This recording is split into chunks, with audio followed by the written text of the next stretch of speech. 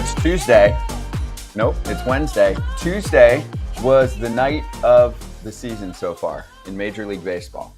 Thumbs up or thumbs down?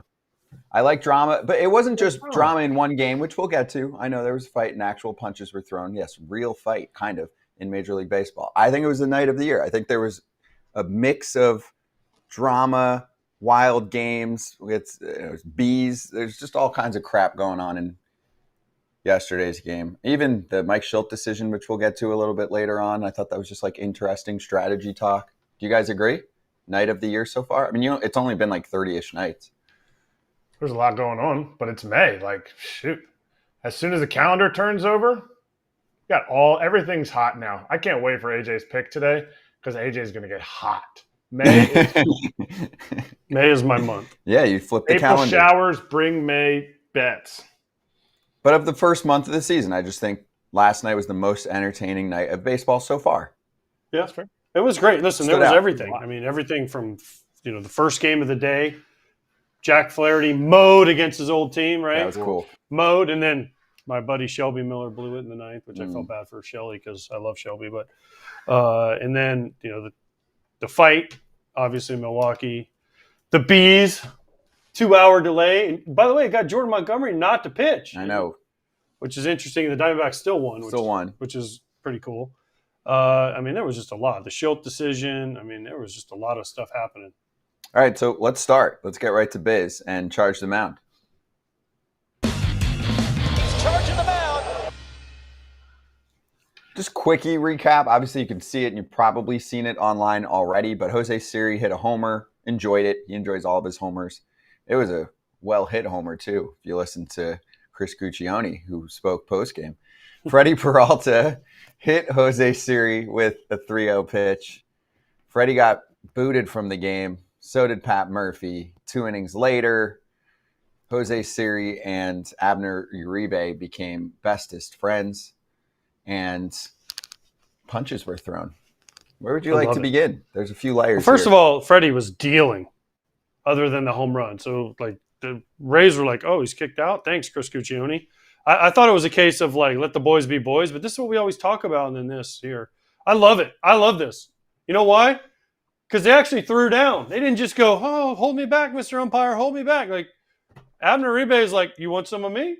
Let's go. And he threw the first. I mean, it was kind of a slap, but he threw the first slap, and then Jose Siri came back out. Poor Rhys Hoskins, though, got trampled because he was trying to be peacekeeper, and poor, Uribe kind of pushed him down, which sucked for Rhys. But I don't know. I thought it was great. I think it's good for the game. I'm not promoting violence or fighting, but like things like this are good. I mean, rivalries are good. We talk about it in other sports. We talk about especially the NBA. You got guys trolling other guys, but for years, this was the one thing that veteran guys would always say, and I get it. And I'm all for bat flips, and I'm all for, if you strike me out, you want to give me a fist pump, but then if I get a hit off you and I do the same, you can't get mad, right? So Freddie Peralta, if you're mad, because your team does all kinds of antics now too when they hit home runs. So William Contreras is one of the biggest antics guys. There's a bunch of them that do some antics, right? And so don't be mad if a guy does it, and that's what he does. He hits a home run, he does his bat flip and his spin around, whatever the heck he did. But where's the line? Like, where do you draw the line? Like, you're mad because you gave up the home run, so you hit him the next at bat? Why? Don't give up the home run. They didn't try to hit him. That's what. Of course. 3-0, he's dealing. He's 65 pitches in, and 3-0, he drills him right in the hip. Hey, you go on Brewers Twitter, and they're like, he didn't try to hit him. There's no proof that he tried to hit him. But you know what I'm saying. But where's the line? I'm just presenting. Right, Kratz? Where do you draw the line? Where do you – if you're eventually someone's going to get mad. If you keep pushing this line farther and farther, and again, I'm for bat flips, and I'm for all the celebration because I played with emotion. I did all of it. Right? But, there is a line where some people don't handle it as well. They get mad. Not saying Freddie threw at him because, it just happened to get away from him 3-0. But where do you draw that line? That's my question. You don't draw the line. Umpires don't draw the line. Let the players draw the line. So what? So what if he got 3-0, had 0 walks, was in complete control of the game, and wanted to hit the guy? Roy Oswalt used to always say, he said, man, I ain't ever trying to get my walk totals up. He said, you never hit a guy on purpose. They never know when you're going to actually hit a guy on purpose. So you got to get him in there.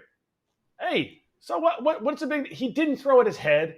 There was nothing malicious about it. He hit him in the IT band. He's going to have a tough time rolling out his IT band. Hit him in the side of the thigh. Like, let's say it was on purpose. Hey, you know what? Just don't style it so much. If he really was like, oh, I'm so mad for him pimping that home run, it would have been first pitch right in the ribs. Ugh, and then he was going to go back and mow guys down. Freddie can throw a ball up in the zone with the best of them in the game. Actually, he's top 3 in fastballs at the top of the zone, swing and miss. He can get guys to swing and miss. He can throw the ball at the top of the zone in the guy's ribs. There's no need to throw him out of this game. Rays didn't like it. Rays get an opportunity, and then warnings should be put out. But Guccione had to insert himself in the situation. Whoa, was Guccione offended by Siri's bat flip? Like, if you're going to be the person making the decision, you shouldn't insert your own opinion of, oh, he shouldn't bat flip. Like, if that's the case, where's the line for umpires? To me, he should have stayed out of it, let the team take care of it. Uribe did try to take care of it with an open-handed slap, so he didn't break his hand. I have a question. So anytime you don't like what a player does, should you throw at him?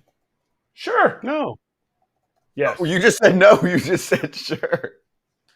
Listen, No. I am totally all about whatever it is that you feel. If you're offended by what somebody does and you want to drill somebody in the butt cheek, in the leg, not up above the belt, to me, you do it. But you don't stand there and you go, oh, and you look at the dirt and you go, oh, it slipped. No, you do it. It happened. Move on.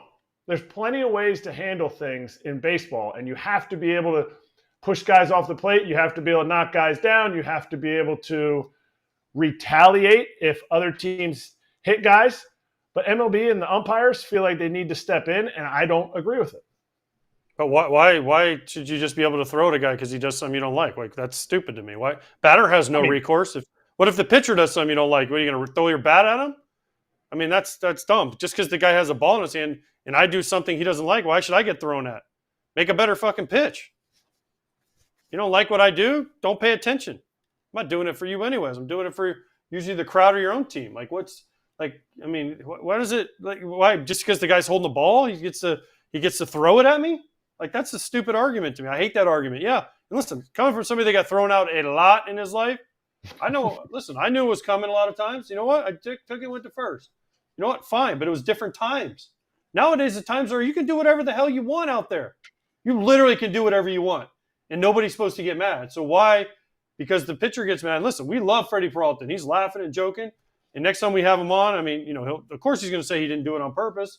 But why does he get the choice with the ball? Because he has the ball and he's like, oh, I don't like what you did, so I'm going to throw a ball and possibly hurt you? Mm-hmm. Like, to me, that's wrong. Like, if you either go all in on let the kids play, and there's no – your boy Salvador Perez with Tim Anderson. I like fun. He gets bat flipped on. All of a sudden, Salvador Perez don't like it coming from the Royals, who were the biggest bat flippers, trash talkers in the league back in the day. And he was on the team. So, like, you can't have it both ways. Either let it all go or you let none of it go. Yep. But I think you can control it. I think you can control it by guys. Listen, if AJ's fine with getting thrown at, he can do his antics, understanding that my team may throw at him for what we perceive as disrespecting my team. Understanding that if we throw at AJ has an opportunity to retaliate against my team. Whether you believe that or not, to me, it's something that is part of the game. And I would never condone somebody getting hurt. And people will say, well, you know, there's a chance that somebody could get hurt if you throw at somebody. I understand that. And I think it needs to be in the player's hands and not the umpire's hands. To me, also, there's a huge difference in the way that you throw at someone for reasoning. There's two sides for me. If, let's say this game happened last night and the Brewers got hit by a pitch 4 times in the game. I don't care if it was on purpose or not. Then you have a You right. need to get your shit together as a team. Yeah. We can't keep getting hit. And that's happened before, and then the other team retaliates. This, to me, is different. If you actually are throwing at players because they have an 8 out of 10 bat flip, welcome to Tuesday in Major League Baseball. I don't think I'm sorry. it's a bat flip. John Singleton had a crazy good bat flip yesterday, too. Are we going to throw at him? Like, It was cool. It was nice. Like I feel like we're going backwards if we're judging bat flips and if we feel offended by them. That's what I'm saying. We'll get to Soto later. He's like doing this basically to someone. It was a different time though. When I was getting thrown out, you weren't supposed to bat flip. You weren't supposed to show emotion. You were supposed to just be like a little turn. I'm a robot. I mean, he didn't do that much. That crazy. It was cool. Andrew Benintendi the other night hit a walk-off homer, had a a great bat flip. He didn't get thrown out. Dude, there's 5 of these a night that like have a little extra swag to them. Maybe 20 a night, right? And they want people to watch baseball, and everyone's like, "Let them bat flip." But that's what I'm saying. Like, where's the line? Who's the police that draws the line? The line is, to me, when someone is staring someone down, trying to turn it into a fight. If you flip a bat and you walk your way over, okay. Well, I'm telling you how the game should look at things nowadays, because you can't celebrate. You can't celebrate anymore. Who's to say he threw at him because he celebrated too much? Maybe he got 3-0 and was like, I'm mowing all these dudes down. Why am I going to waste 3 more pitches to come back in the zone and try to get that argument? So he did throw at him then? I'm not saying he didn't. Well, you can also go like this. But it's not because you just walk him. Just waste one pitch and walk him. It's not because of the bat flip. Just go like this. Yeah, I mean, until Freddie comes out and says, like Cole Hamill said, I'm just trying to indoctrinate Bryce Harper into the league. This is how, until somebody comes out and says it. To me, if he was really offended by the bat it would have been first pitch. He got 3-0. There's so many, like, there's choose your own adventure here. Like, you can't say it was because of the bat flip. To me, I don't think it was, because if that was the case, he'd have said something as he was running around the bases, or it would have been first pitch. He did say something to him. He did. He stared him down when he hit the home run. Watch the replay. Freddie takes a couple steps towards him and looks at him. I don't know if he said anything because all you could see was from the back, but watch the replay. He actually walks towards him and stares at him. So you think he got 3-0 to hit him? No. I mean, yeah, because what you said. He got 3-0 and he's like, I'm not going to walk him. I'll just hit him. Move on. But it wasn't because he was 3-0. It was because he's like, I can hit him now. It's 3-0. I can hit him and move on. And I guarantee you, nobody thought he was going to get kicked out of the game. He thought they were going to maybe be a warning. If you notice Siri's reaction at first, Siri was like, okay, I get it. I did something. I got hit. Now we move on. See, the umpires that were wrong here because they jumped on it. Mm-hmm. Now, step 2. Siri is out by a lot. No, and keeps jogging over to first. And they're pissed at each other, and everybody gave him a little shoulder. The little thing. He gave him a little shoulder, and I love Siri. Why'd you do that? Because I wanted to. Yeah. That basically is like, bitch, let's go. Yeah. And then they went. Good for them. That's what I'm saying, man. Good for them. Let's go. It was better than there were certain guys you played against, and I'm not going to name his name because everyone knows him. But he used to be in the back, and he'd be like, yeah, and like trying to hit dudes like around the corner. Like, no, bro, like square up to a dude one time. I remember we got into that guy's team one time, and I remember on a team I was on, they were looking for this guy, and he was running around the outside. Nobody could get near him, but he was, well, look at me, I'm gonna try and be tough. I'm like, yeah, screw that, dude, let's go, get in the middle. You needed a cam just to follow him, like. Can we get a tracker on this guy? Because we can't find him. No, trust me. We had about 3 guys that were trying to grab this guy. one around both sides. Go around the pile and catch him. This is when I was on the Red Sox. We had some big dudes too that were looking for a certain person. I love Freddie's energy. I love Uribe's energy. 2 dudes that are all about their team. And I think the Rays need Siri to be exactly who Siri is. He brings some flash to a team that is struggling right now, but I think last year he brought some flash, and he can be a game changer out there in a team that doesn't have anybody that's really stepping up right now. Yeah, but the problem I have is that the Brewers essentially said, or at least Freddie, and we'll talk to Freddie at some point, said, I don't like the way that you celebrate. So unless you change, I'm throwing at you if you celebrate like that. Okay. What does that give him? You're saying he says that, or you're saying... Well, wasn't that the message that was sent on the 3-0 pitch? Hey, I don't like the way that you celebrate, so you can't do that, and if you do that, I'm going to throw at you. I feel like we're back in 2005 again. I just didn't know we're still doing that over a bat, like a little above mid bat flip. Like, It wasn't anything crazy. No. Are you comfortable in the box then when you face Freddie? Isn't that Freddie's job to get you out? But throwing at you? His job is not to throw at a guy. Well, are we talking? We're wiping out the celebration, right? This was just him establishing intimidation and saying, "I'm going to hit people in general." It could have been Caballero. It could have been Randy Arozarena. It could be anybody. It had nothing to do with the home run. Whether it did or it didn't, I'm not going to argue that because I would agree that it had something to do with the home run. The bat flip, I don't know, but to me. If you have to second guess a dude that's already punching 7 to 8 guys out a game and is dominating, and then he does something like that, there's guys that are not comfortable getting in the box. Then there's other guys who you don't want to hit. You don't want to hit.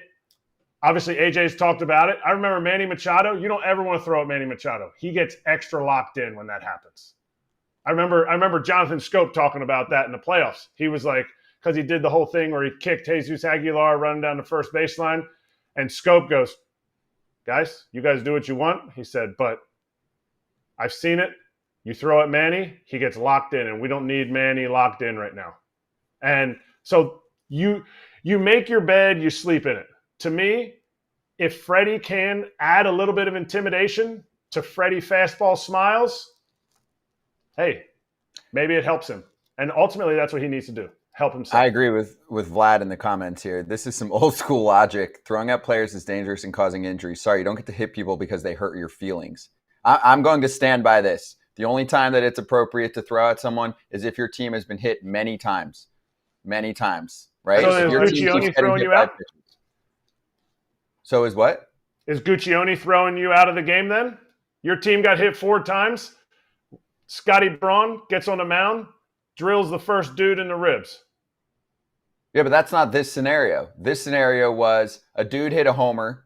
Then it was a 3-0 count. A dude who knows where every pitch is going. Yeah, all of a sudden just drills a guy. You can't tell me. Yeah. I mean, listen, it wasn't on purpose. Yeah, why? No, we know it was on purpose. There's no defense for this one. I'm sorry.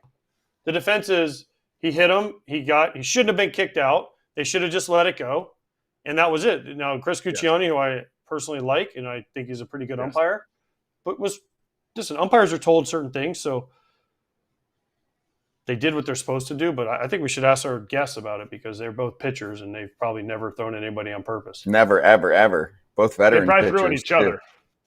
Oh, for sure. Tyler and Taylor Rodgers joining FT Live now. Ooh, joining us on a great day, too. Mm-hmm. Tyler, Taylor, how you guys doing? It almost looks like you're in the same hotel room, but I bet you're in totally different places. Same hotel, different rooms. Oh, do you have the adjoining room? Yeah. Do you have the open room where you guys can hey, T, what's up, T? Good morning. You look great. I know, we look alike. Well, when you work with your family, you don't really want to live with your family. That's for sure. Well, great to have you both on. And let's actually start there. Can you tell us what you guys think about policing in baseball these days? Is there a time where it's appropriate to, quote, I'll say it this way, send a message? And also, should that time be when you don't like how a player celebrates? I mean, all those are all circumstantial, right? There's not one way to go about each situation. There's always history involved, what your team kind of camaraderie is, what your team kind of culture is. So it's just hard to pinpoint or just say this is how things should go in each particular situation. It's just how you feel about it in the moment. Go ahead, AJ. Damn it. I was going to guess which one of y'all was which, and they put your names up on the screen. So I'm mad now. I'm mad at our producer and our director. They purposely asked which one of you was which, and I was going to play a game, but it's over now. So continue. Tyler, do you feel the same way? How should Ty can police things throwing 82, so we can rely on him to put one in the ribs at 82. Yeah, when you're the slowest throwing guy in the MLB, I'm not sending a lot of messages. That's for sure. Yeah, bull crap! You hit a guy in the face this year. So you obviously can do whatever you want if you throw a slider and it hits a dude in the face. I'm just glad no one got hurt in that, and you know, full disclosure, that was supposed to be down and away. So in all reality, terrible pitch. Yeah, but that'll be on your highlight reel for the rest of your life. You're gonna from the day your grandkids are gonna be like, look at Grandpa, look at this. He threw this pitch and he hit him right in the face. It's unbelievable. Seriously. He's okay though. Yeah, but he's like, watch his reaction. He goes, "What the fuck?"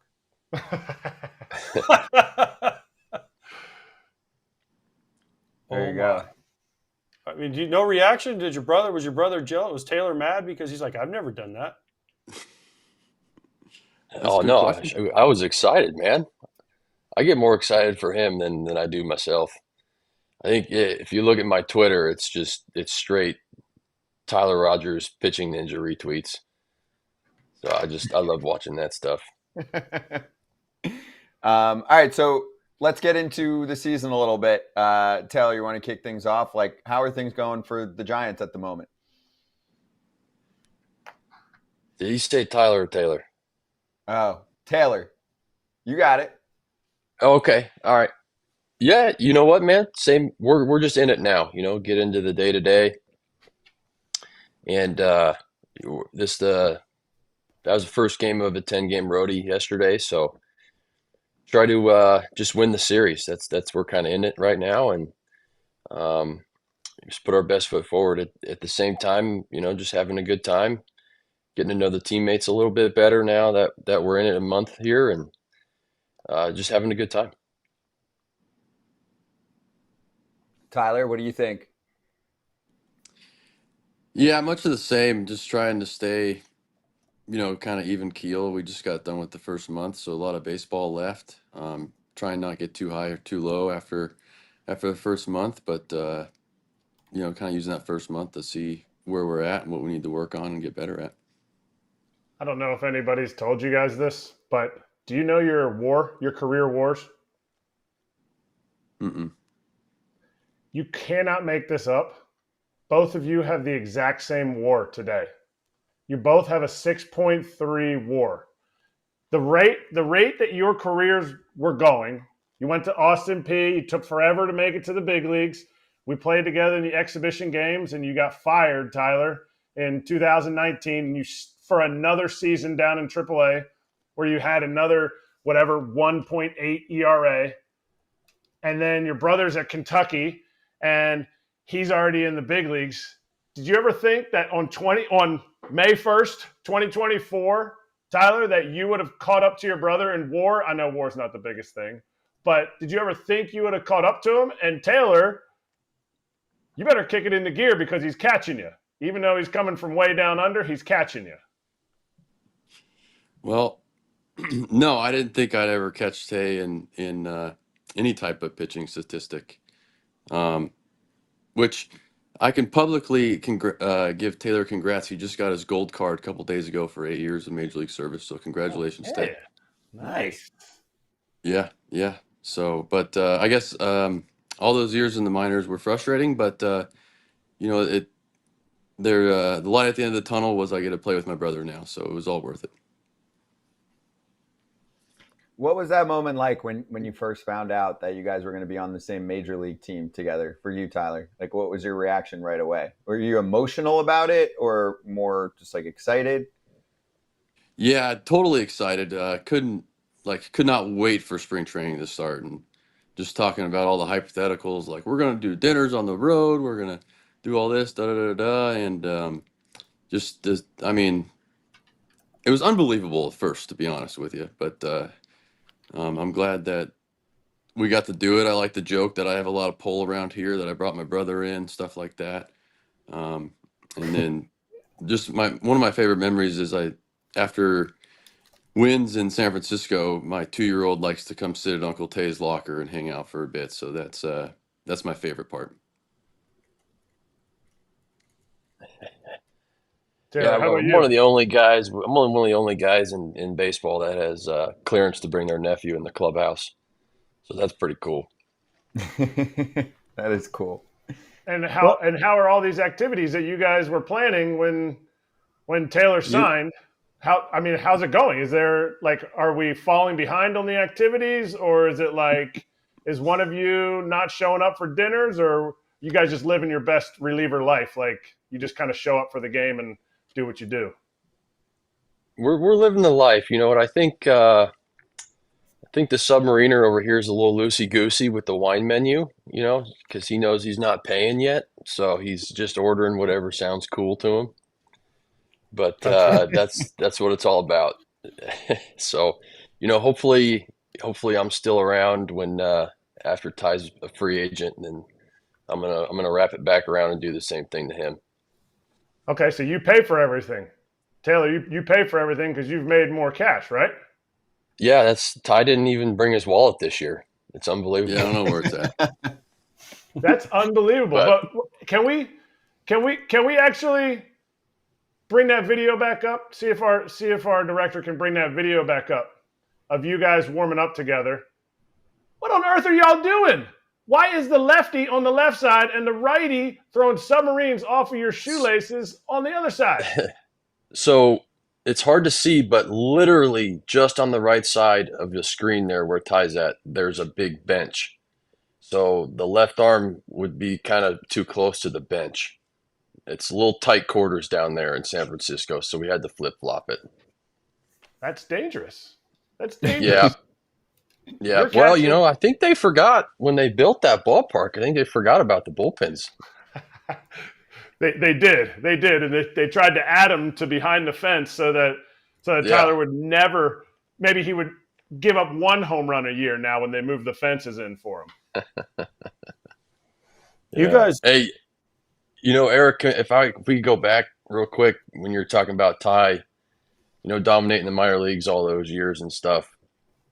You know, I'm running around like, you know, just proud of my brother, just telling everybody, not sure why he's not in the show, what the heck's going on. He's good, I promise. What's going on? So, like, after he got called up, you know, obviously there was excitement, but once he got going, I think a little vindication kind of took over my excitement level, just because I had been running around telling everybody that he was going to be successful, just give him a chance.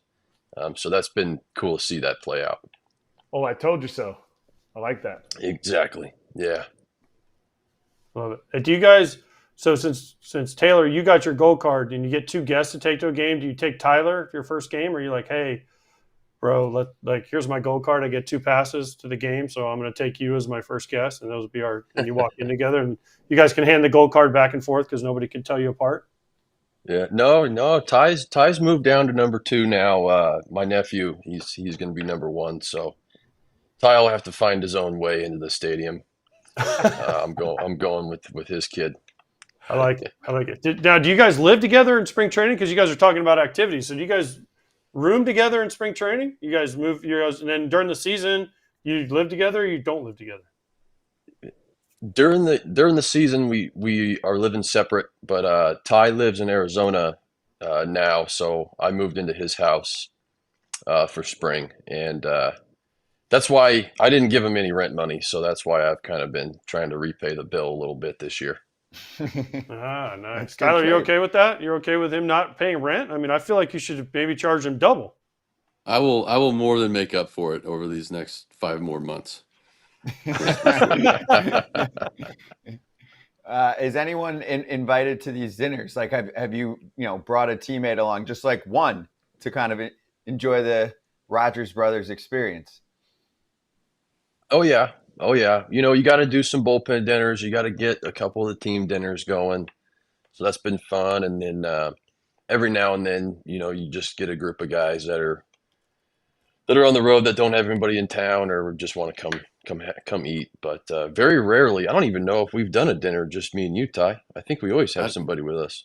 I think you're right. We went. We had an off day here in Boston, and a few of us went out, and it was me, Tay, and Luke Jackson, and Sean Jelly, the 6'11" pitcher. And we're walking into like restaurants and bars, and we're like, why are we getting so many looks? And then we're like, we probably look like a circus act. The 2 guys look the same. We got a 7-footer with us. Just Who's the wildest? Who's the wildest of the crew when you guys go out to eat? Not between you two, but who's the wildest? Like the guy in the bullpen where you're like, all right, he's coming with us. It's going to be a little crazy tonight. Or he's coming with us. Yes, he's coming with us. It's going to be so exciting. Man, Yeah, Luke Jackson I'm not sure we always have it. brings the thunder. Luke Jackson brings the thunder. He's a good time, that's for sure. Okay. Taylor, you have a different answer? No, that's a pretty good answer. It's a pretty good answer. I think sometimes I get myself into that category, but I can't self-proclaim that. Got it. And now I need to know, because I don't have a twin brother. Have you guys give me the best twin flip trick you guys did? Like where there was a time with a coach. You can't do it on a baseball field because you guys obviously one throws from up here and the other one throws from down here. So that clearly doesn't work. But like, was there like a high school? You're like, man, I'm not good at physics, so Taylor, go take Tyler's test or something. Is there anything where you guys have used this to your advantage? Because I think it'd be pretty cool to have a twin and be like, hey, I'm not good at this. You go take care of it. We never really did stuff like that. Our talents are very much the same, and the things we're not good at, we're both not good at.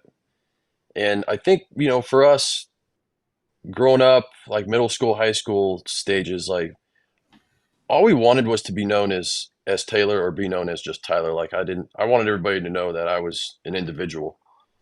So we never really played those games. It just didn't kind of play into what we were doing. Sorry to let you down. No. I just you guys are like Kratz. You guys are on the straight and narrow, and I was more on the squiggly line path. So I can understand. I would have been all about. If I had a twin brother, man, I would have been like, "You go take that chemistry test for me. You're good at that." Yeah. AJ and JA. That would have been great. I mean, whatever. Yeah, whatever. J.A. AJ and AD. I don't know. Whatever you want to call it. I don't care. Go take the physics test, kid. I'm going to go play baseball. Is there any cool? I know you guys get tons of twins questions. Is there any cool things that like if one of like Taylor, if your left arm hurts, or if Tyler, if you drag your knuckles on the ground, Taylor, do you feel it in your knuckles? Like, is there like a telepathy feeling? Also not a thing. Yeah. Letting you down again. Liar. Wait, who's older? I'm older. seem like Got you're about older. 30 seconds. Yeah. Okay. Yeah. That's But why you again, prefer- that's not a thing. Like we were raised to like, I was always told that you don't use that against them.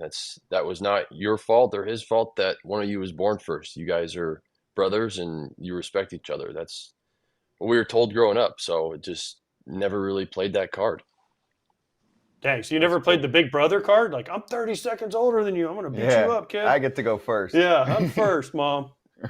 No, never did. Never did. Yeah, Tyler, you grew up lucky. Man, your parents are awesome. That's right. That's right. Taylor, what about the way that you guys were known growing up? Obviously, you were known as baseball players.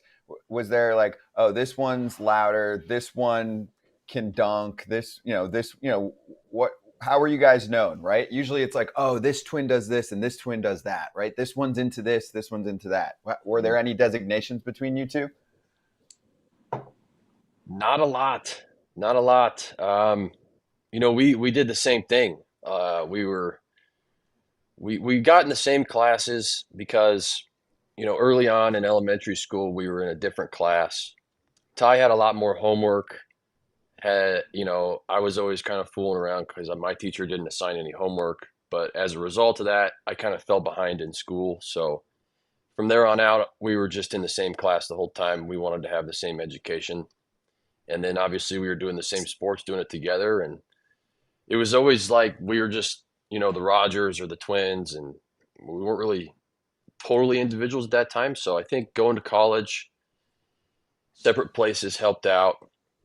Got to kind of grow up ourselves. And then, to reconvene, at 32, 33, and kind of have that tag again is totally fine. And I wouldn't have it any other way. You got it, Tyler? Well said. Well said. Well, There we go. Right, from what I gather, So wait, one of you went to Kentucky, one of you went to Austin P, right? They're not that far from each other, are they? No, a couple Tennessee. hours. No. Yeah, I was going to say they're not that far. I mean, in college, you could have played all kinds of games. AJ's all about this game playing thing. Yeah, dude, I'm just thinking about how awesome it would have been to don't- have literally someone that looked just like me, but like could do like when I didn't want to do something, I could be like, hey, I'll give you $50 to go. Yeah, sure, I'll do it. Yeah. But No yeah, one I would would have even been like, know. I ain't taking no test for you. Like I wouldn't do that. Yeah. Then I would have been like, well, then I'm the older brother, and I'm forcing you to do that, Tyler. You go take my test for me because I'm 30 seconds older than you. All right, so let's get to the Giants. What do you guys think about the Giants this year? I mean, I picked you guys to make the playoffs. I think you guys got an awesome team, made some awesome additions this offseason. You're off to a little bit of a slowish start, but what's it like, not having Gabe around, having Bob Melvin there this year, and the chances going forward? I'm with you, AJ. I like our roster. We have, I guess they always say pitching and defense wins championships. You hear that all the time, and I think that's exactly what we got. Just going to really come down to timely hitting and playing a full 162, especially in the NL West. It's a little bit of a gauntlet with that team in blue down there south. There's a couple teams that are a gauntlet in the NL West. It's a pretty tough division. Do you guys as a team think about stuff like we talk about? Like we talk about Jordan Hicks never being a starter. Because bullpen guys, you guys talk about everything. You talk about all the players on the team, how the hitters stink, how you guys are so good looking, and what wine you're going to get. But do you guys talk about like Jordan Hicks, man, he might run out of innings, like he's never started before? Or do you guys talk about the fact that you're going to get Robbie Ray back, an all-star Cy Young type of closer? I mean, type of pickup halfway through the season. Do you guys talk about that much, or is it like, one game at a time, we'll just figure it out when we get there? A little bit of both. You know how the talk is in the bullpen is, you're either throwing too much or not enough. There's never a perfect amount in the bullpen, but I know we've definitely talked about how, the pitching staff looks at the moment, and then we're getting ready to add Alex Cobb and Robbie Ray, and just, how that might look all-star breakish. And, it's funny how baseball works out, right? Like on paper, you have those two guys coming back. We already have a pretty good set of 5 starters. You're like, oh, shit, there's a logjam coming. But something always happens. Something always works out. And you're just going to need more pitching. That's just the way it goes. So it's kind of like a nice savings account or something. But I really like our club. We got a nice camaraderie going on. So I think that's going to bode well for us as the summer begins. Taylor, what was the reaction when Snell signed, and do you feel like it was kind of unfair for him to have to, jump in so last minute like this? I'm not blaming anyone. Obviously, if anything, the free agent process has been kind of strange, but to have to jump in that quickly, and I know now he's on the IL for a little bit, but ultimately you hope he comes back and looks like the Blake Snell that was a pain in the ass for your team to deal with last year in the division. Yeah, no doubt. It's funny. Ever since spring 2 there in COVID, everybody's talked about how we need to shorten spring training. Spring training's too long. And then all of a sudden now with the free agents that signed late, it's always like, they didn't have time for spring training. So, there's just, you can always make an excuse somewhere. But what I can tell you is Blake Snell's not making any excuses. And he's on a vengeance to come back and prove that he is the Cy Young winner. All right, my last one. No, wait, before he goes, I got to ask this because we asked this. Yeah. So he has an adductor, right? Doesn't Blake Snell have an adductor? Yeah. Isn't that just a groin? Why are we calling it adductor now? Every team is calling it adductor. What happened to I just pulled my groin? We'll just go with the hockey lingo, lower body injury. There you go. Perfect. There you go. Perfect. Yeah, I like that. They're All right, baseball Tyler. players, not doctors. Well, no, but I just don't know why it changed all of a sudden. What happened to the old? I pulled my. I have a sports core I have a sports core injury. How about I have a hernia? Okay, cool. It sounds more fancy and official. I got it. Tyler, can you rate Camilo Doval's entrance on a scale of 1 to 10? Boy, the fans get really excited for it, so I'm gonna give it a 10. I know he loves it. so that helps as well. I haven't got to see it from the bullpen yet, but I've seen it from the dugout, and it's pretty electric, and it matches his electric stuff. That's for sure. Taylor, Did the agree? bullpen? Oh, go ahead, Kratz. Oh no, I was just getting Taylor. Go ahead, and then I got to ask some for my guy. But go ahead, Taylor. You guys seen that clip of the first time, right, when the lights cut out early? And the bullpen catcher caught that. He caught it square. So shout out to him. Really impressive work out of him. But now that all the kinks are worked out, like he's got it timed up when he comes out of the gate. He does his little, arms to the air thing, and the water fountains shoot off at the exact same time he puts his arms up. So he's got it down. It's a show. That was exactly. We must be twins, Taylor, because that was exactly what I was going to ask you. Did my guy in the pen die? Because the video makes it look like he died. Like the lights went out and it was 102 coming right at his chest. Yeah. Luckily, Camilo's pretty easy on him down there. He kind of just throws his four seams at 98 instead of 102. Okay. Yeah, but he's got pretty good control. So I think it was just a glove finder. He's seen it about coming out of the hand and just expected it to be somewhere, and it was. Well, guys, we appreciate. Oh no, I got to ask him one more thing because Yes. we talked about him. I know. Sorry, Scott. Scott has a golf match he has to get to. Scott. No, I don't have any. But no, seriously, real question. Have Yes. you guys tried anything out of the garden yet in center field of the Giants? Ooh, no. No. Need to. Yeah, like you guys Get during the some game, you maters can in walk your over and stomach or something. pick like a cucumber off the thing and just start chawing on it in the bullpen. Can you do that? There's a big garden. I out know, there in but center field. is the garden? I mean, you guys would know you've been out there. Like Tyler, is the garden out there where you can just kind of grab something from it and take a bite? Is it like that? I don't know I think the bullpens overtook the garden, to be honest with you. I don't think there's a garden down there anymore. Oh, Could they got be. rid of the garden. Ooh. Yeah, thought it was under bullpens the are net behind in center center. field now. Yeah, it's under the net in center field, I thought, where all the people stand. That's where we're at now. Oh, maybe. I didn't think Garden. it took the whole. So it takes that whole area up, like the bullpens. Oh, I thought there was still space there. I mean, Yeah. Kratz, you're asking a question why they're so close when they're warming up. No offense, but the garden doesn't have to be there if we're having spacing issues. There's no space. Can confirm there's no space. The garden. Wait, hold on. What? No, wait, hold on. It might be. I mean, AJ, they might know. They play there. Yeah, they play there. So Yeah, wait, hold on. The Giants have made Oracle Park even nicer for their fans. Hold on. Oh, with the garden, yeah. Would you guys sift through the trash? Would you guys sift through the trash like the people do as you walk out after games in that big room that's next to the parking garage? Would you guys sift through the trash after the game? Man, those guys work so hard there, and when you have a tough day at the yard and you walk right by them sifting through trash, you're like, I didn't have that bad of a day. Yep. Thank you. Well Thank said. you. Yeah. Agreed. Guys, great to have you on. Thank you for doing this. Keep doing your thing out there. And AJ will bring you some fruits and vegetables when he has a Fox game on a Saturday. Hell yeah.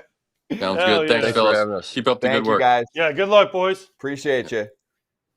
Tyler and Taylor Rodgers on with us on FT Live. All right, let's get right back to the news. We had so much going on last night, so we're going to do some digging and find some suspensions.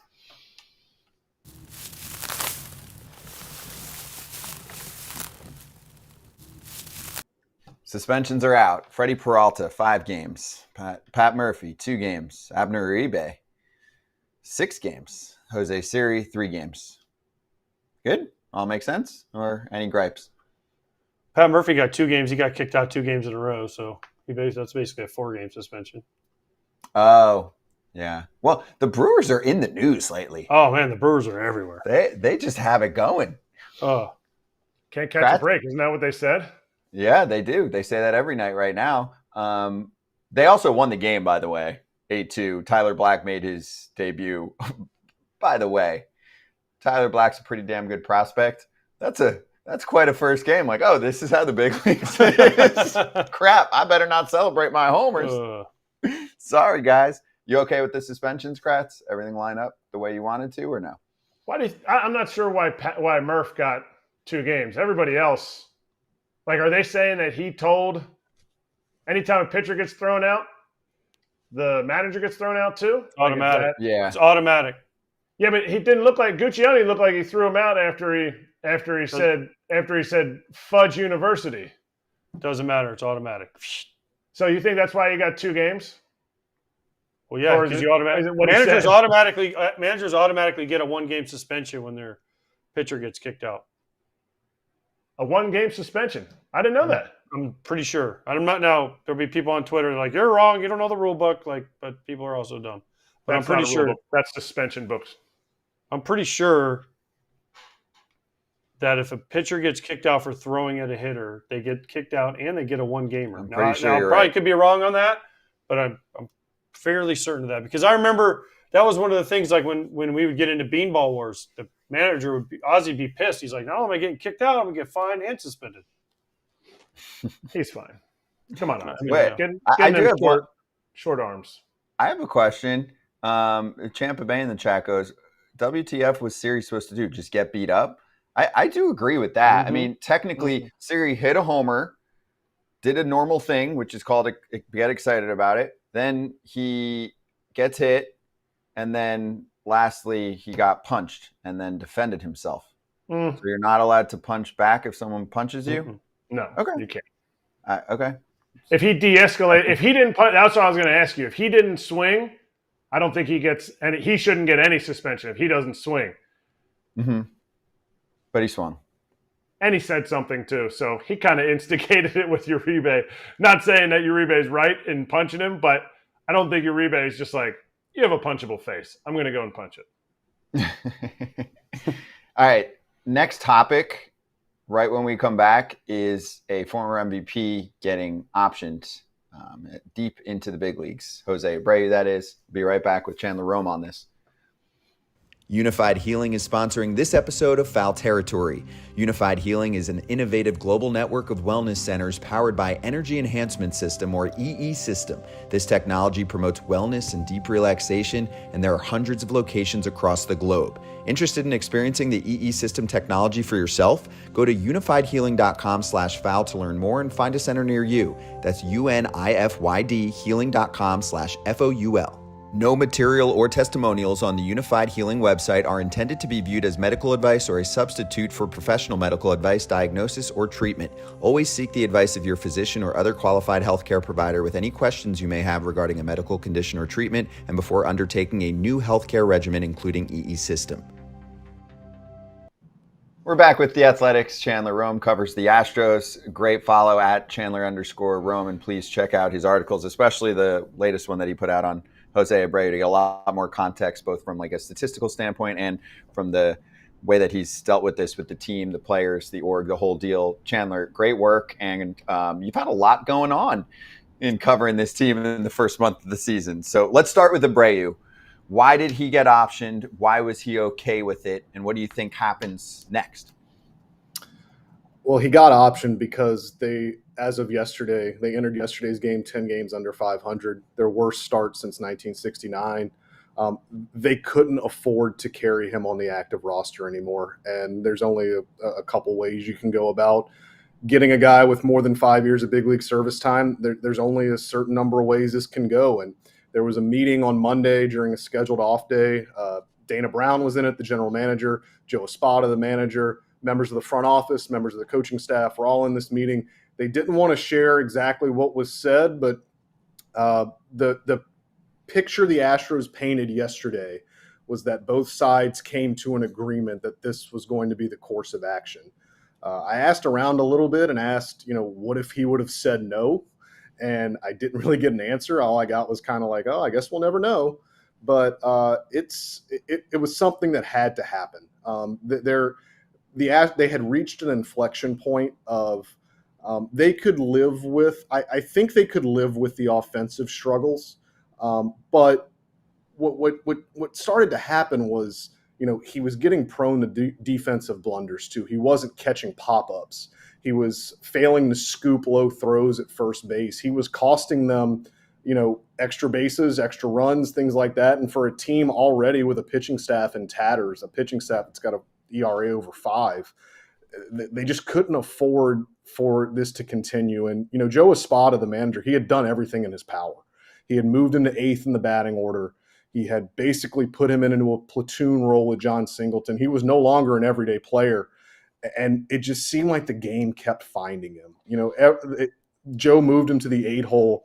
And the first game he played in the 8 hole, he took 3 at-bats with runners in scoring position. And it just seemed like every big at-bat was finding him. Every big defensive play was finding him. And it just got to a point where it was untenable. And, they still owe him upwards of $35 million in this 3-year, $58.5 million deal he signed. And I got my informed speculation would be that, owner Jim Crane's not ready to eat that money yet. And they want to see if this can be salvageable.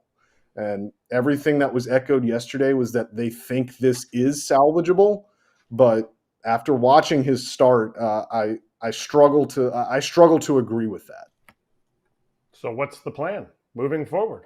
What's the plan? You can't just go down to West Palm and be like, AJ going home while he's on the Phantom IL and just relaxing. If he's going to West Palm, hanging out with the extended kids, what's the plan? Get this at bat? Do we need to see this, bat speed velocity out of you?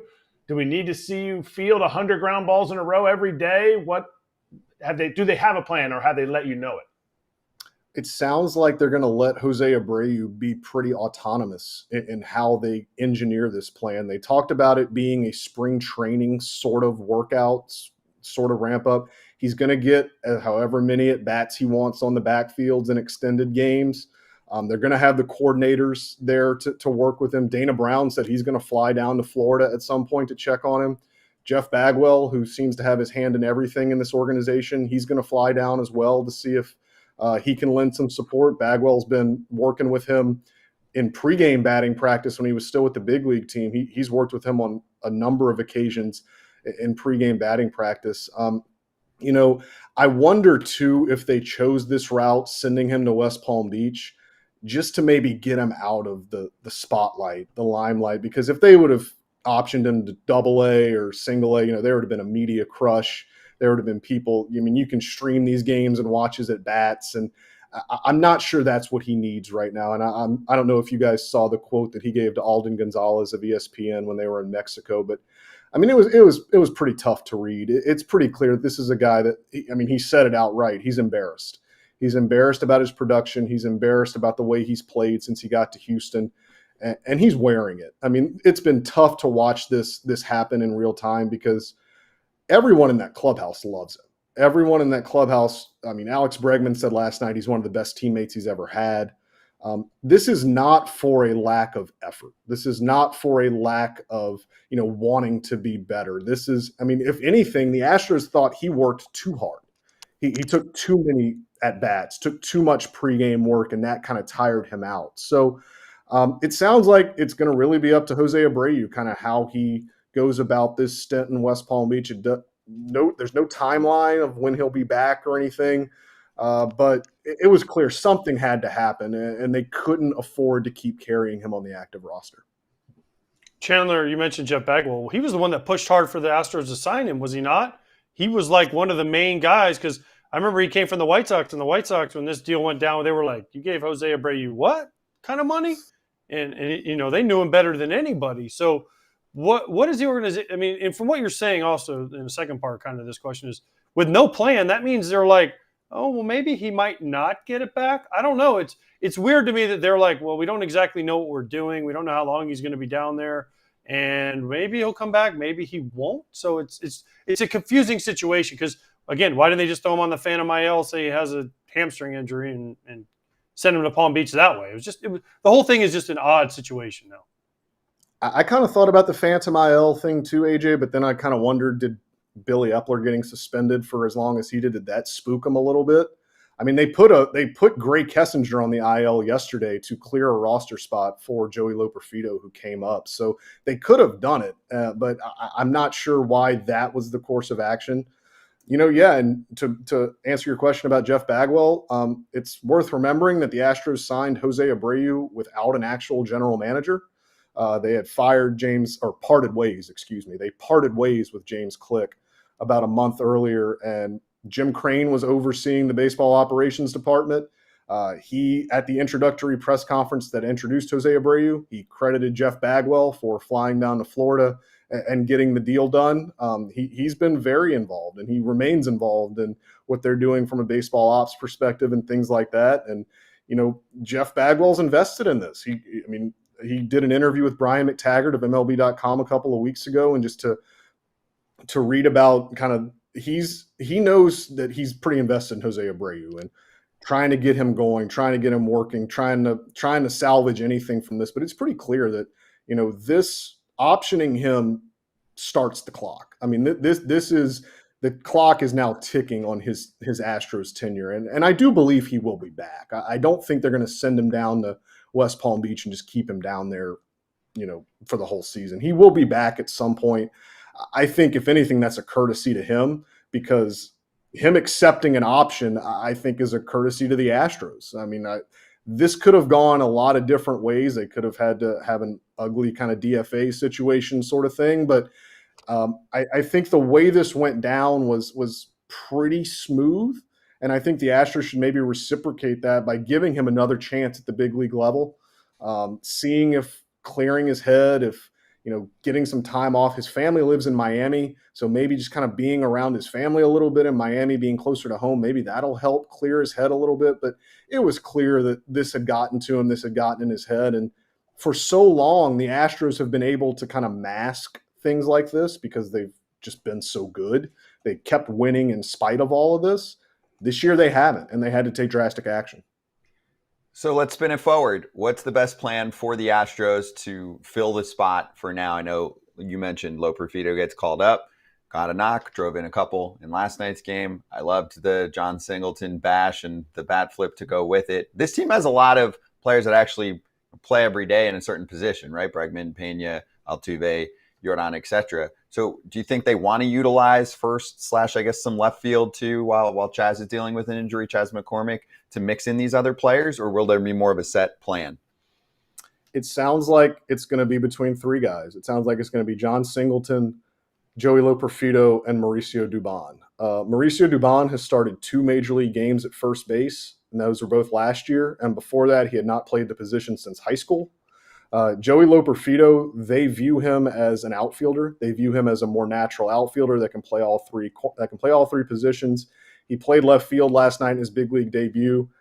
He has started 56 games in the minor leagues at first base, but his defense is a work in progress. It's not to the level yet that I feel like they can go out there and play him every day. John Singleton is probably the most logical answer. But if they want a platoon sort of situation, both Singleton and Loperfido are left-handed. They could maybe alternate them against right-handed pitching, maybe start Mauricio Dubon against left-handed pitching, see how that goes. They will make a roster move today to take Abreu's spot on the roster. I think it's going to be Trey Cabbage. That hasn't been announced officially yet. I think it's going to be Trey Cabbage, and he provides another option, another guy that's maybe a little more natural of a first baseman, but he too is left-handed. So now you've got a glut of Singleton, Loperfido, and Cabbage, if it is Trey Cabbage.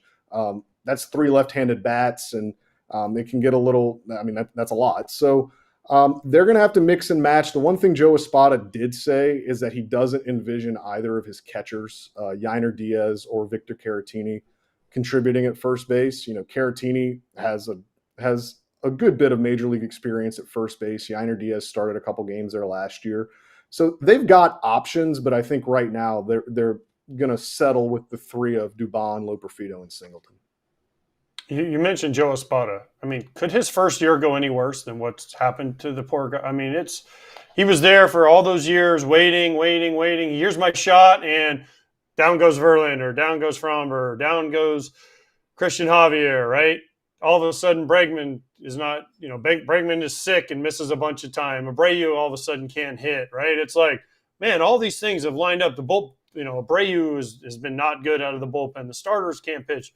Like, all the things the Astros were built around have just imploded at one time here. And poor Joe Espada, what's he going through right now as the new manager after all this time waiting? I think you saw it last night. The fact that they asked Josh Hader to pitch 2 innings, and it's April 30th. I mean, they're in urgency mode already. They know that they've dug themselves a huge hole. They know that when they've got a 5-run lead in a game like they had last night, you've got to win that game. When you're using all of your leverage guys, you have to win that game. And that's why Josh Hader last night bucked convention, things that he's talked to you guys on this program about. And he got 6 outs in a regular season game for the first time since 2019. And I think that, there is an urgency now that maybe there wasn't under the previous regime, partly because of how they started. But that was even before they started this poorly. I mean, Joe Espada moved Jose Abreu in the batting order after 4 games. He moved him down to 8th after 16 games. He moved Alex Bregman out of the cleanup spot after 23 games. He's mixing and matching. He's doing everything, I think, in his power. He's got the highest paid bullpen in baseball, and they've blown 6 saves. I mean, he's given the ball to relievers that any other manager would love to close a game for him, and they're just not getting the job done. The starters obviously breaking down and being on the IL. I mean, that's just kind of an unfortunate thing. But also, there's other teams going through this. There's other teams with pitchers on the IL with injuries. And I think the one thing you have to look at with this Astros team too is Jose Altuve started every game. Yordan Alvarez has started every game. Kyle Tucker, Jeremy Pena, Yainer Diaz has started most of the game. Like, they have had their offense intact, and they lead the American League in hits, but they have the 18th highest OPS with runners in scoring position. So part of it is they're getting runners on base. They're just not coming through. And I'm not sure there's much coaching or managing that can be done to hit with runners in scoring position. Now, they did talk a little bit. They were expanding their strike zone a ton with runners in scoring position. They were trying to do too much. They were pressing because they started off so poorly. But I think you've seen a little more lately.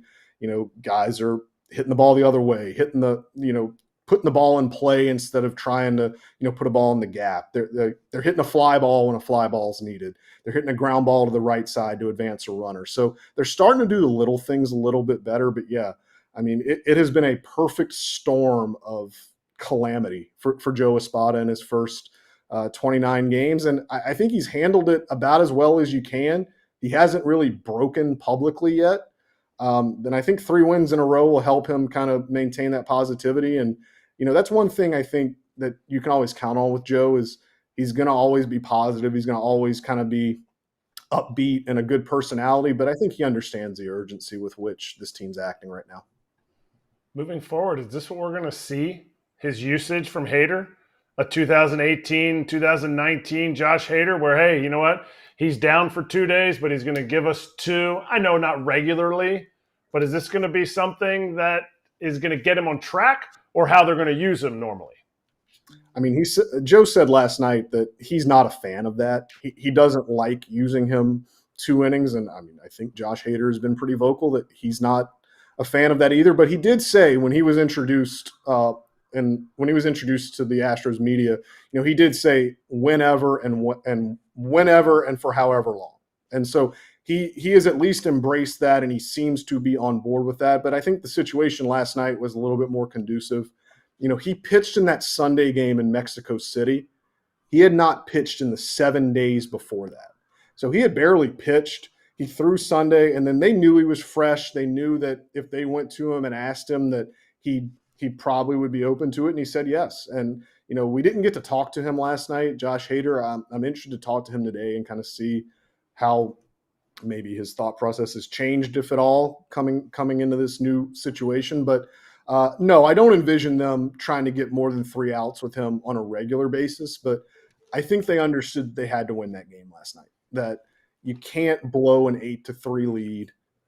When you've got your leverage relievers lined up, when you've used them all, you need to keep building on the momentum that they got in Mexico City. And I think they kind of understand. I get it was April 30th. There are no must-win games on April 30th, but that one felt kind of as close to one as you can get.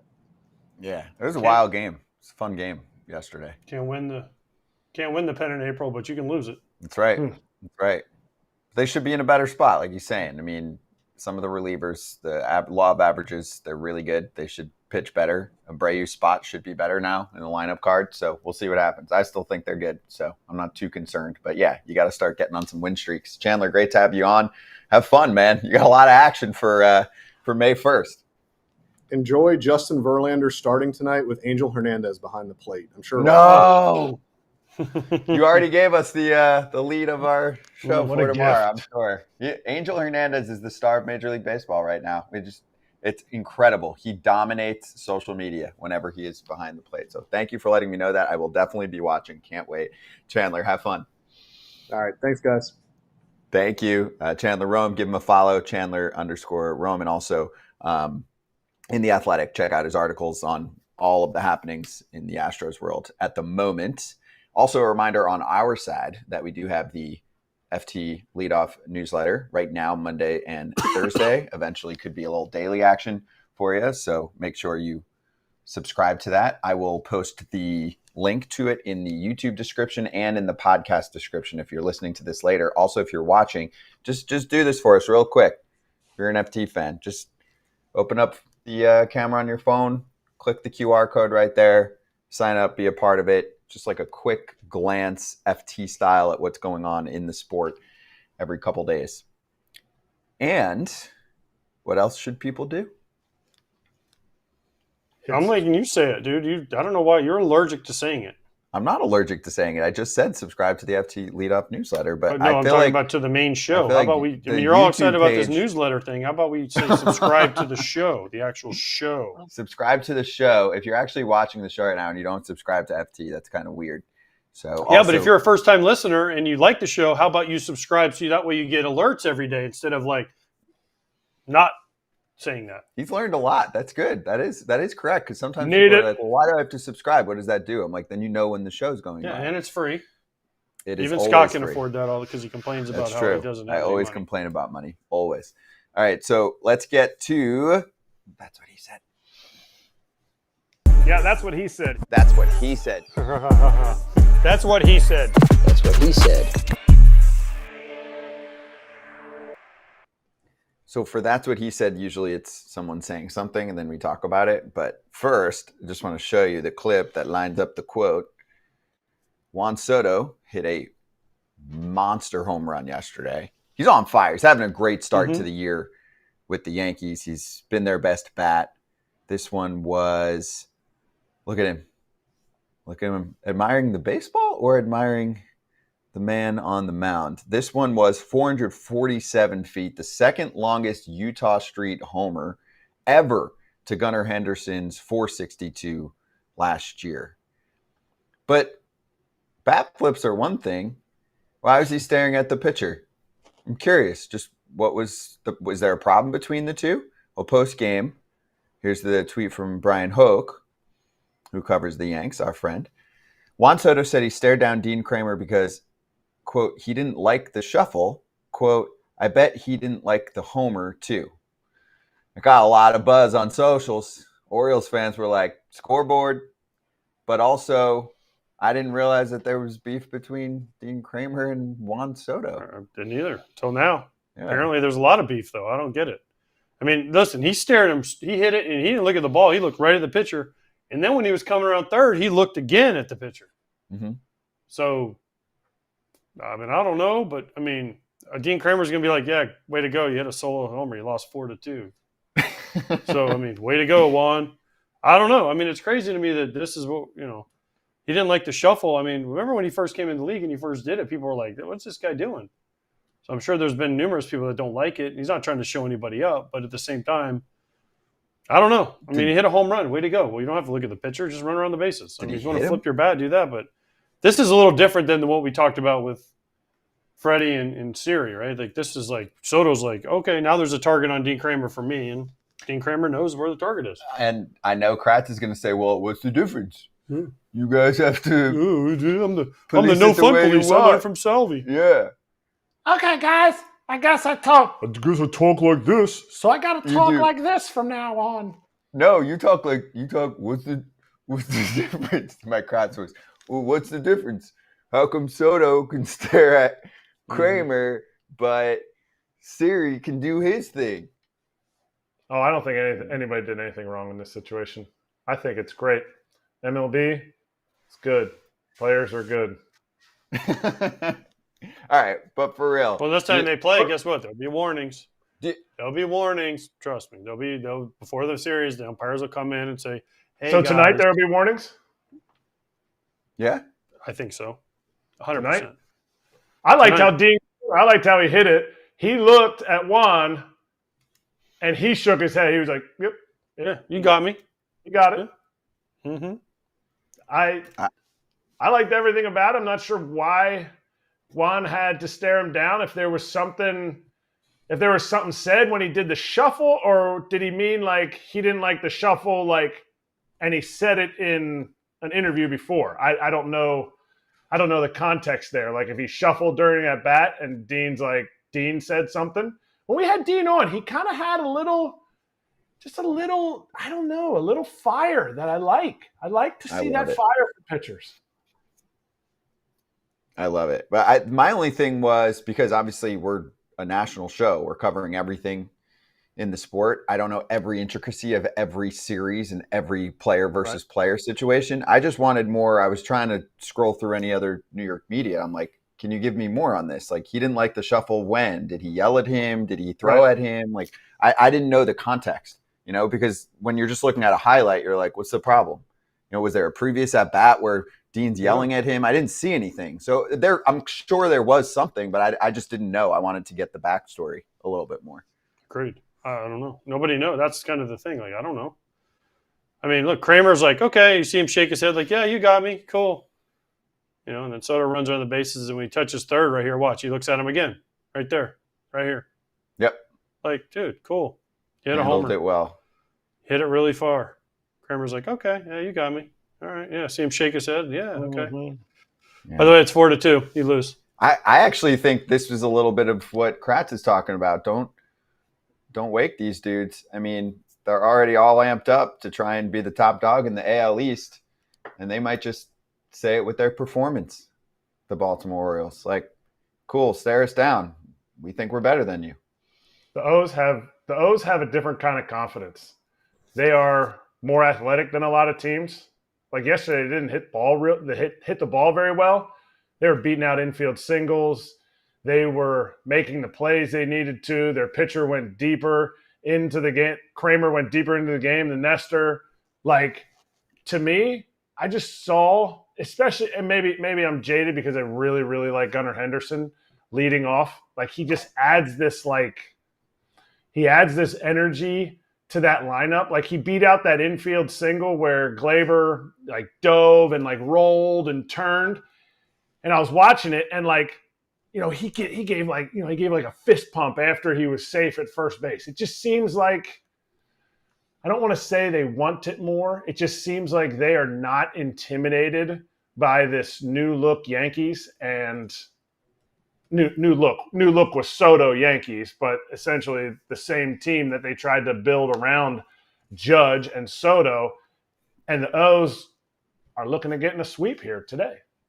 Yep. And they're definitely not afraid of them. No, they're not. But you can see it. You can see how they walk around. Like even Kramer, it makes me think of it because Kramer gives up the homer, and it's like sometimes if you're afraid or you're uncertain if you're going to beat a team, you'd be like, oh, great. Here comes a comeback. And to me, I think you guys would agree. Kramer's like, all right, cool. Like, solo dinger. That's why I'm not walking anybody. Next guy. I love the super chat. Yeah. Referee, we love you. Thanks for the super chat. Maybe Aaron Judge can try to hit tonight. And Jackson said Judge has 10 double plays. Second place is Harper. Yeah, I know, but I'm like, guys, this isn't Jose Abreu. Like, it's a month in, and he's not a detriment. He's a 340 on base with 6 homers, 115 OPS plus. It's not him, right? It's not him yet. But he's not far off. He had a good weekend. He's fine. Are you sure that referee didn't get him confused with Arson Judge because Arson Judge sucks. But ARRON Judge apparently needs to start hitting. AARON. Just good. True, ref. True. Arron Judge. He plays for the Pirates now. Yeah. Anyone concerned about Judgy? Stop. No.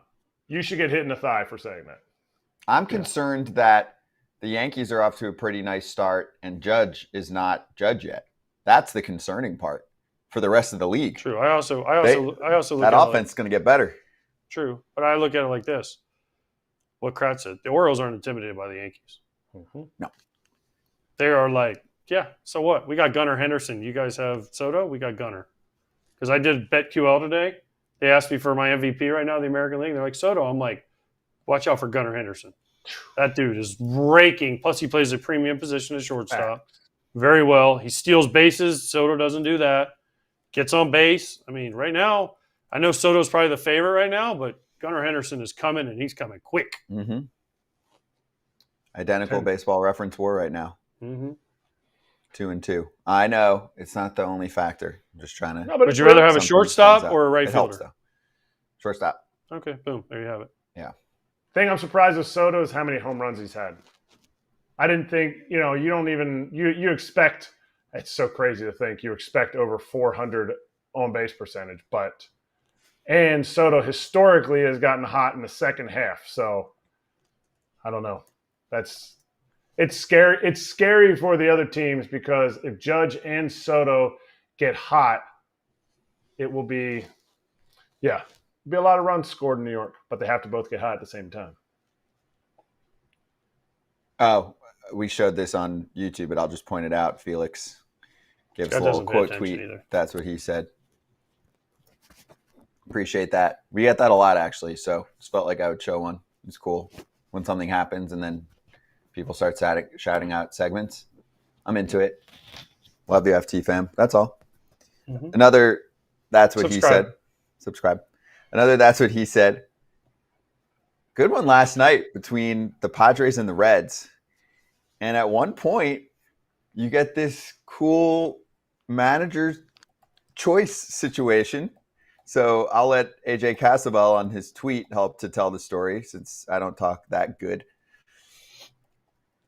Interesting one. Jake Cronenworth hit an RBI ground out, but also earned a catcher's interference.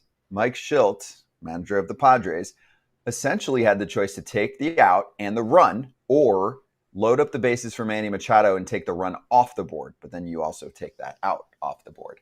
Mike Trout chose option B, and Cassavell said the run expectancy matrix supports that decision. And that is regardless of the player that is at the plate. After the game, Schultz said, quote, "My Charlotte Mecklenburg public education," unquote, was a factor, and also that he was going to bet on Manny Machado.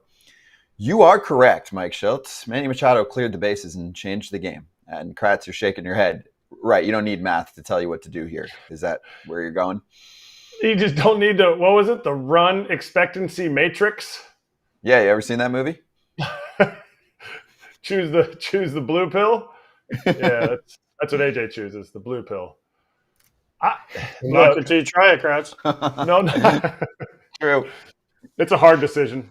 But the Manny Machado with the bases loaded and one out, I feel like I'm taking that 99 times out of 100.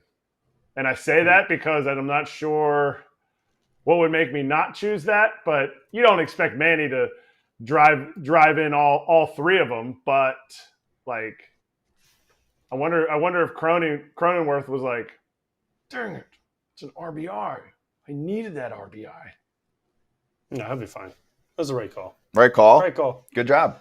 Ready for our next 100% guest. right call. Oh, he's at the door. Star catcher Jonah Heim joining us right now on FT Live from the Texas Rangers. Jonah, how you doing? And have we not had you on this show?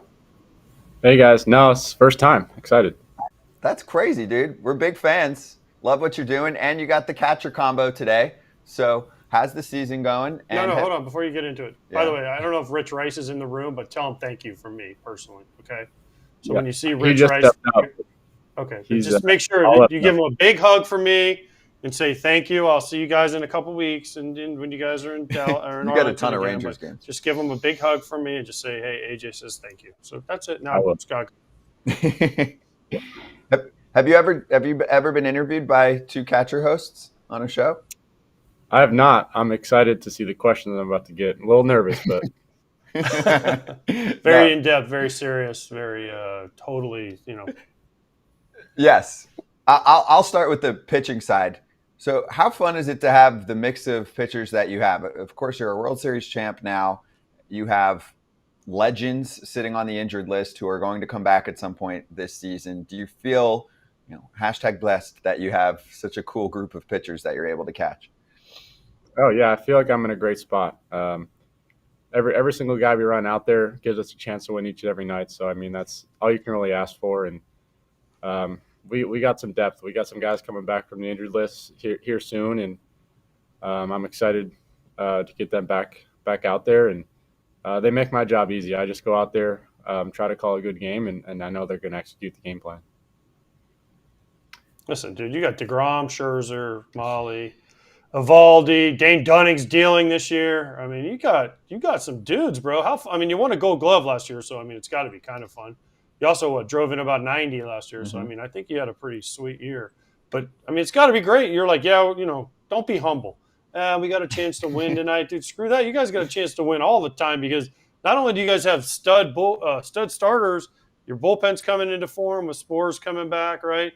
The back end fitting in nicely the way Kirby Yates is thrown. And then let's not forget, you guys rake too. So, I mean, it's a fun time to be a Texas Ranger. Oh, absolutely. Each and every night, you never know what's going to happen. We can go out there and score 12 and pitch a shutout. And, I mean, just hitting in this lineups, I just go out there, do my job, try to drive him some runs, try not to do too much and pass the baton to the next guy, and then go behind the plate and catch a whole bunch of studs that can get anybody out in the big league. So it's truly an amazing time to be on this ball club and be a Texas Rangers fan, and hopefully we can win it all again this year. Wyatt Langford sing good on the bus. That's all I care about. It's been tough. We'll get him right though. He's got one more chance. A little nervous. I can understand. I was definitely nervous my first time, but he'll be okay. Well, wait. What do you mean? It's a little tough. Like he's not good at singing. He doesn't like doing it. Like you gotta. Like we need a little more deets here. He's forgetting the words a lot. A little hesitant. To what? To what song? Does he forget the words? You pick your own song. I know it's been tough. We've been on him. Kirby's been showing him how it's done. So hopefully that loosens him up a little bit. But we'll see how he does in this road trip. Does he have to sit in the bathroom? Does he have to go in the crapper for the rest of the trip? No, we're not that mean. Wow, you guys are nice. I know. Why are you guys so nice? Is it Seager that makes you guys nice? Simeon? Is it who makes you guys so nice? I think it's everybody. I mean, we know we don't want to beat him up too bad. We know he's got to go out there and drive in some runs and hit some homers. So we'll boo him off the stage, but that's about it. Okay, nice. Who talks less? Right? Who talks less? Wyatt Langford, Corey Seager, or Max Scherzer?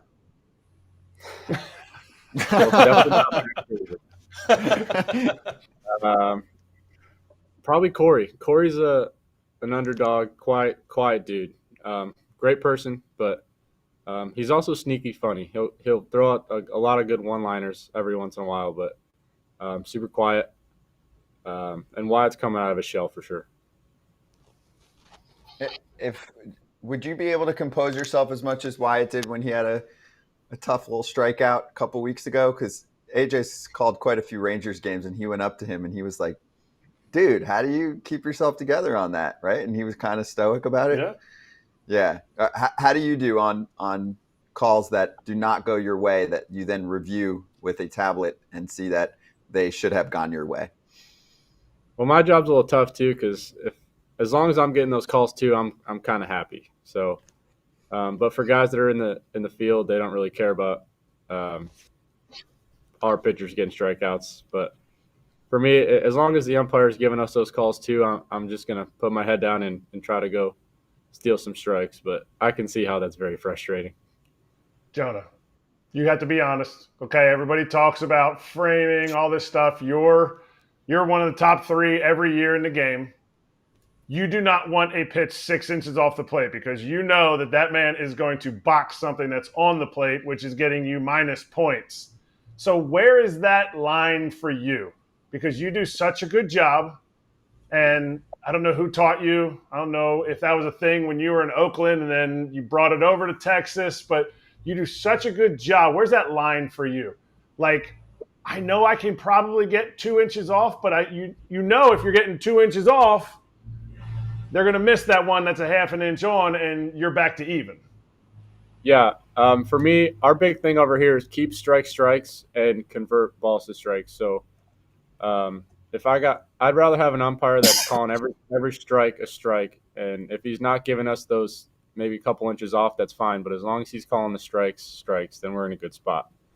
And then I can try to do what I can to try to steal a couple here and there. But as long as we're keeping strikes as strikes, then we're doing a good job.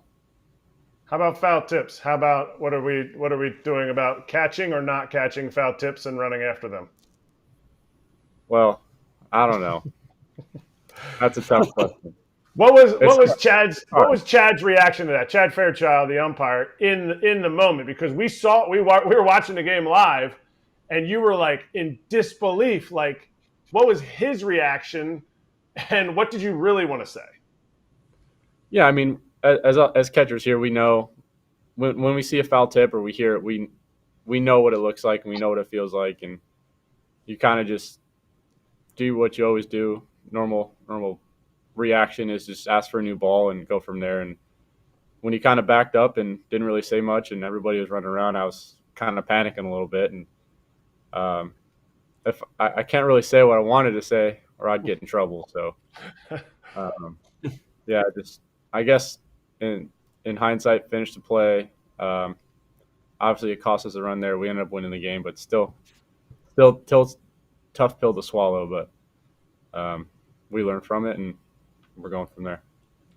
Jonah, do you have any regrets from last year, like, having 95 RBIs and passing? There was a guy on that list of all-time Ranger RBIs, and it was Pudge, and there was this other guy, and you passed him last year, so you knocked him, I think, out of the top 5. And, if that guy's kind of upset at you for it? I wouldn't say that's a regret. I'd say that's a pretty good accomplishment. And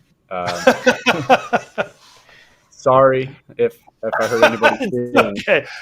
It was me. So it's okay. No, trust me. Every time I see Evan Grant would say, Jonah Heim's going to pass you on the single season catcher RBI list. I'm like, Evan, I don't care, dude. It's good for him. And then you got to I think I had 70 or something the year I was in Texas. And then you got hurt right when you were there. And I was like, please don't let him be out for too long because I just want Evan to stop bothering me. And then you went out and threw up 95, Gold Glove, World Series. So congratulations. Where is your World Series ring? And how often do you sprain your finger when you put it on? Well, I put it on the very first night we got it. And it kind of got stuck a little bit. And I panicked. So I took it off immediately. And it's sitting in my safe in my house. It's probably too heavy to wear out, so I don't know many occasions that I will wear it. But it's safe and sound in a safe in my house. It is the ultimate show and tell. Oh, right, dude, seriously. Whew. They did a great job on those.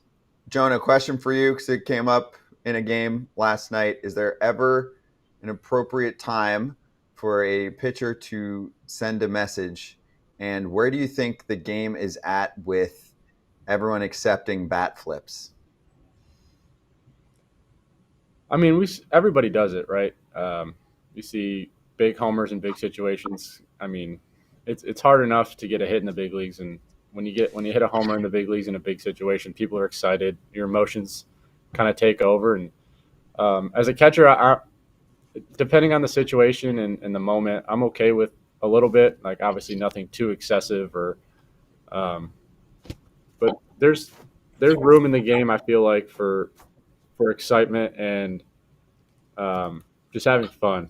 Obviously we don't want to go too overboard and kind of make a mockery of it, but celebrating something that's cool and exciting, I feel like is part of the game now. And Like I said, as long as it's not too over the top or really kind of showboaty to the other team, then I feel like we're okay. So if it is too showboaty, according to Dr. Jonah Heim, is it okay if a pitcher puts one in somebody's thigh? I am going to plead the fifth on this just so I don't get in trouble. But as long as we're not going too high, I think we're okay. Do you make that decision, or is that a Boch decision? I think it's a overall everybody decision. I don't think one guy takes it upon themselves. I feel like if something is outrageous and needs to be done about it, it'll be handled. But other than that, I feel like it's a team decision. We all got to be on board. Because if one guy's not on board, you can tell, and it just turns into a bigger mess. Jonah, we're talking about Bochy, right? We go in and we come in for these Fox games, and we get like 15 minutes with your manager, and he's sitting in there. He's got, he's sitting there. He's got his legs crossed. He's like, "Oh, I don't know, guys. I just don't know if we're ever gonna win another game over here. Like, I just don't know. How's the pitching, Boch? I don't know, guys. It's just been another tough week for me trying to figure out how to get these wins over here." Has he ever seen him get excited, and has he ever been positive about anything? Because it's like, Boch, dude, you've got 4 World Series. You're going to the Hall of Fame. Like, let's get excited a little bit here.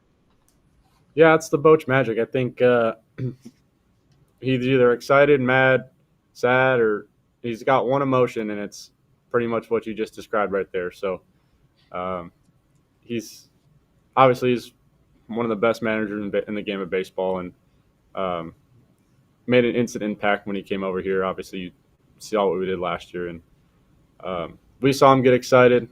I think he gets most excited when you're pouring champagne on him, so hopefully we can give that to him again this year. That's a big old head to pour a lot of champagne on. What? Is he still in your pitcher-catcher meetings pregame and pre-series, or just pre-series? Just pre-series. We'll have each first game of the series. He'll be in there. We have a catcher's meeting with our pitching coaches before that. He's in there too, and then he's just in the pitcher's meeting, and then lets us go about our business after that. So has he dropped any funny one-liners? Because the one that he dropped when I played for him, we were going through it was just the catcher. It was me and Buster, pitching coach, and Boch, and he wasn't really saying much. And he's like, because Buster's in there, and I'm just kind of listening. And there was like 3 or 4 guys in the lineup that we were playing against that had got tested positive for steroids at some point in their career. And he goes, just like AJ was saying, he was leaning back. He goes, huh? He goes, the whole steroid team, I guess, huh?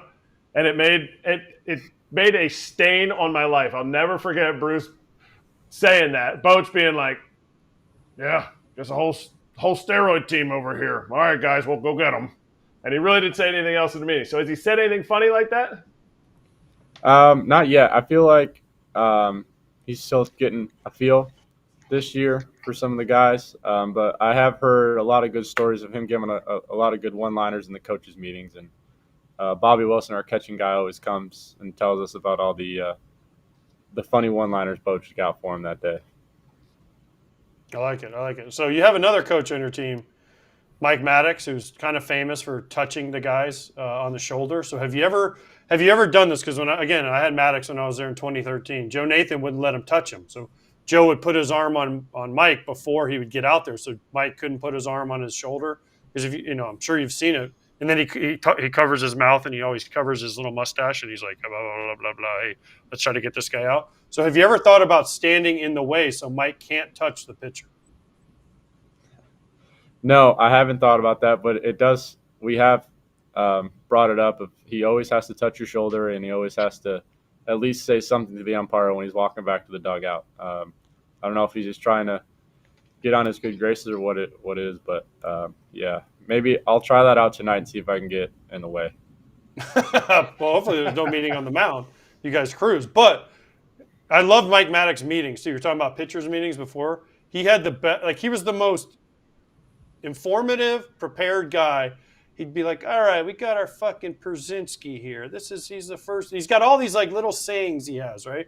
Like he's an ambusher. He does this. He does that. And you're just like, and after about a month, you like catch on to what he's talking about. But he has like his own vocabulary. So, I mean, he's awesome at his meetings. Oh, absolutely. Yeah. It took me about a month and a half last year to really figure out everything he was trying to say. But once you get it, it makes total sense. He's one of the most prepared coaches I've ever been around and a part of. And he actually sat me down one day and kind of explained his process and how he goes about things. And it's very in-depth. And he knows if guys are swinging 2-0 on heaters down and away at what percentage. And it's we got all the information in the world handed to us, and it makes my job real easy. Jonah, what's your day like? What's your prep like? You know, obviously we don't have to go over the specific game plan for tonight, but you know, you wake up and then what happens leading up to game time if you're starting? Yeah, we get here, get in the hot tub, cold tub, contrast, try to get the body going. Then just get in the weight room. It's if I'm lifting that day, get a lift in. If not, just doing my stretching, trying to keep the body going. Long season, so I actually don't take batting practice on the field. Just try to keep all my energy for the game. Do all our meetings. Get into the cage about an hour and a half before the game. Do my routine and head out to get the pitcher warm. It's pretty simple. You played some extra games last year. You talk about conserving energy. Were you tired at the end of the season? Yeah, tired's probably an understatement. Honestly, it was more mentally for me. Just trying to draw up game plans and get hitters out at the highest level in the biggest situations. Kind of felt like I was taking the SATs every night, and yeah, it was nice week off after we won, just to decompress the mind, the body, and start it up again.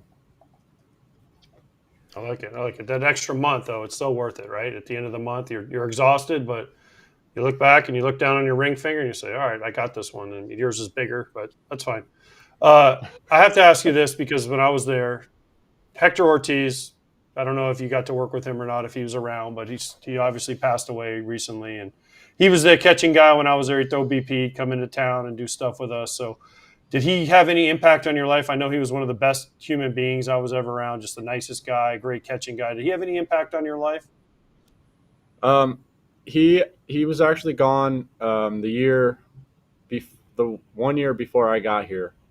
But he'd always come during spring training, stop by, say hi. So I got to meet him, got to be around him for a couple days, and truly great human. Always brought energy no matter how he was feeling. So that always brightened up our days in spring, and we try to do everything we could to keep him uplifted and to send him good graces. So obviously terrible what happened. I know it impacted a lot of people around here, and their family's always in our prayers. Okay, that was nice. Yeah, well said, Jonah. Thank you, and great to have you on here for the first time. Don't be a stranger. I mean, it's a good catch. By the way, your chest protector has the gold plate, right? It does. Forever, yeah. And mine had iron. Stop. What do you mean? Because the skillet I had. So. it's called a skillet. He couldn't catch. Jonah. But wait, Jonah, somebody has. There's a platinum one though. Doesn't Trevino have a platinum one? Yeah, we're working towards that one. We'll get there. Yeah, I was gonna say we gotta shoot for the moon here, Jonah. We're trying. Jonah. We're doing everything we can. Jonah, you could tell. Yeah. No, you could tell how good of a catcher AJ was by the way he hit. Yeah, but he does both, so it's not really a fair. He does both. So I was talking about AJ. I was talking about Jonah. Yeah, but this guy rakes and he catches. That guy does both. Yeah, exactly. Yeah, damn, what a year. Yeah, he's got the All-Star, the Gold Glove, the World Series. Platinum next. Yeah, Jonah, great. Terrible year for him. Yeah, terrible. Maybe some silver. We'll see. You don't have one of those? AJ got one of those. Well, we're working towards it. We'll get there. Wait, how did you not get that last year? Who got it last year? Adley. Oh. That's okay. Yeah. They were like, well, we'll give Jonah the gold glove and the other guy will get the silver. Jonah was biting his lip right there. He was like, Adley. It's all right. Got something to work towards. We'll be fine. Exactly. I'm going to make a prediction. You're going to get one of those in your career at some point if you keep doing what you're doing. I feel like you're going to figure out a way to get one of those. Cold take. Cold take. Thank you. Jonah, appreciate you, man. Good luck tonight, and we'll catch you down the road, okay? Absolutely. Thank you, guys. Have a good day. Thank you. You too. Jonah Heim, truly, I mean this, not just because he just came on the show, one of the more underrated ball players, I think. Dude, he's really good. If you dig into his numbers, he's really good. At everything. He's a contributor for sure on his value. The offensive side. Yeah, but if you start going through it, and I don't want to get like too nerdy for a while, but the framing numbers are off the charts. I eliminated all my framing questions because it would have gotten into, nerdy baseball talk. But essentially that's the only reason I kept playing at the end of my career. So I watch guys that do it really well, and ho hum, he's also somebody that can win a Silver Slugger one day. Like he's real value. There is real value there. Like, not like, wow, he's really been propped up. His value's propped up by his framing numbers. No. A switch hitting catcher that can catch 130 plus games and is going to be a top 5 framer every season. There's a lot of value there. He's a $15 to $20 million player. Yeah, he is. Mm-hmm. Shane said get nerdy. Okay. Texas has the most stolen strikes in baseball from 2022 to 2023. And before that caught a lot of those games is Jonah Heim. Jose Trevino came from Texas. Right. He's really good at it. Like Bobby Wilson's a special fellow. I will say this. He won the Gold Glove. Deserved. On the hitting side of things, Adley had a good year on offense last year. I mean, Adley in 2023 was 277, 374 on base, 435 slug, 20 home runs, 128 OPS plus. Jonah last year was 258, 317 on base, 438 slug, 18 homers, 104 OPS plus. So Adley had him on that one. Yeah, listen. But Jonah missed young catchers. Jonah also missed a couple weeks. He drove in 95. So true. Those are two damn good players. Winners. It's funny. Teams that win World Series, they often have standout catchers. Shocker. A little promo. Every single Tuesday, we run Hot Sheet on the Baseball America YouTube channel, or if you're listening to the pod, make sure you check out their pod page as well with the show every Tuesday. Not only do we have Hot Sheet live 3 o'clock Eastern time, which you can watch right after FT on Tuesdays, but also when a player is called up, like Tyler Black, we have prospect profile videos that get released as soon as possible. So there is one up on the Brewers' new prospect that is joining the party. And we also talked about Jordan Beck on that show, who joined the Rockies last night. So let's sizzle, and we'll actually start with a prospect and then get to some other news that we definitely have to cover before the show comes to a close in about 15 minutes. Hot corner time.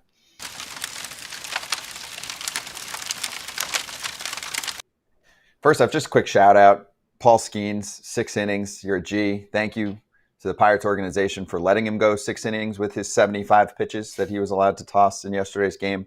7 Ks. I almost wonder if he's so good that he's kind of toying with them. Like, I can strike out 2 an inning, but I'm just going to do 1 an inning so that I can show them that even if they only give me 75 pitches, I'm just going to pitch to a little more contact. Admittedly, there were a lot of great games last night. I did not watch his start. I just see some strikeout highlights, but it is time.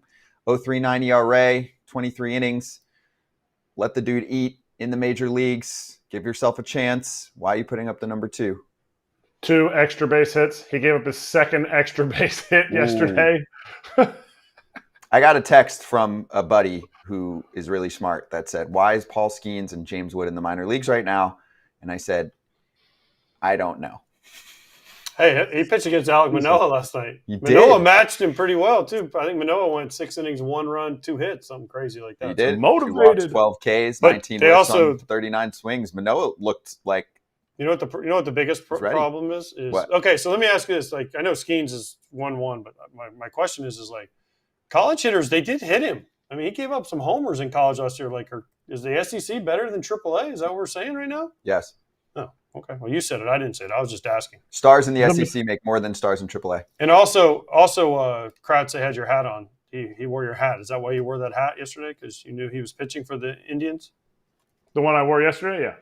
Yeah, okay. It was my Paul Skeens special. I'm going to have him sign it when I see him on Friday. Where are you seeing him on Friday? That was an LSU quote. When Tommy Tanks hit the ball off old boy's head at the top of the stands. He said, I'm going to have him sign it when I see him on Friday. So that was my. Love that. Manoah, while you mentioned it, has the rehab assignment is expiring on Monday. So they're going to have to make a decision. And Yariel Rodriguez, who'd been great, pitched a couple nights ago, went on the IL with thoracic spine inflammation. Ugh. His spot, I know, does not sound – I've never heard of that one. Obviously, I've heard thoracic, but for something else. His next turn to pitch was Sunday. Can he hit? Can Manoah hit? Because that's what the Jays need. They don't need another pitcher. No, they do. They need both. They need Ohtani. Is that what you're saying? Pitcher and a hitter? Oh, thank you for bearing the lead. But in all seriousness, okay, it's expiring on Monday. Like, it is make or break time. He just dealt. I know he's had some rougher starts before that, but you got to give it a shot, right? Like, let's see what it looks like again in the bigs. Why not? I can't imagine they wouldn't, right? Yeah. So Manoah this weekend, up perfectly. Agreed. Okay. Next up on the injury front, took a while to get to this one. Talk about it sucks. Mike Trout is hurt, torn left meniscus, surgery. Looks like best case scenario is 4 to 6 weeks, but it could be more. Could be, I don't know, 2-3 months. It's all about when you go in there, right? Yes. It's all about if they have to put a suture in there. AJ, did you ever get your meniscus cleaned up, like in the off season? No, bro. The hope is 4 to 6 weeks if they just have to clean it up. If they have to go in and get a suture, that's bigger time.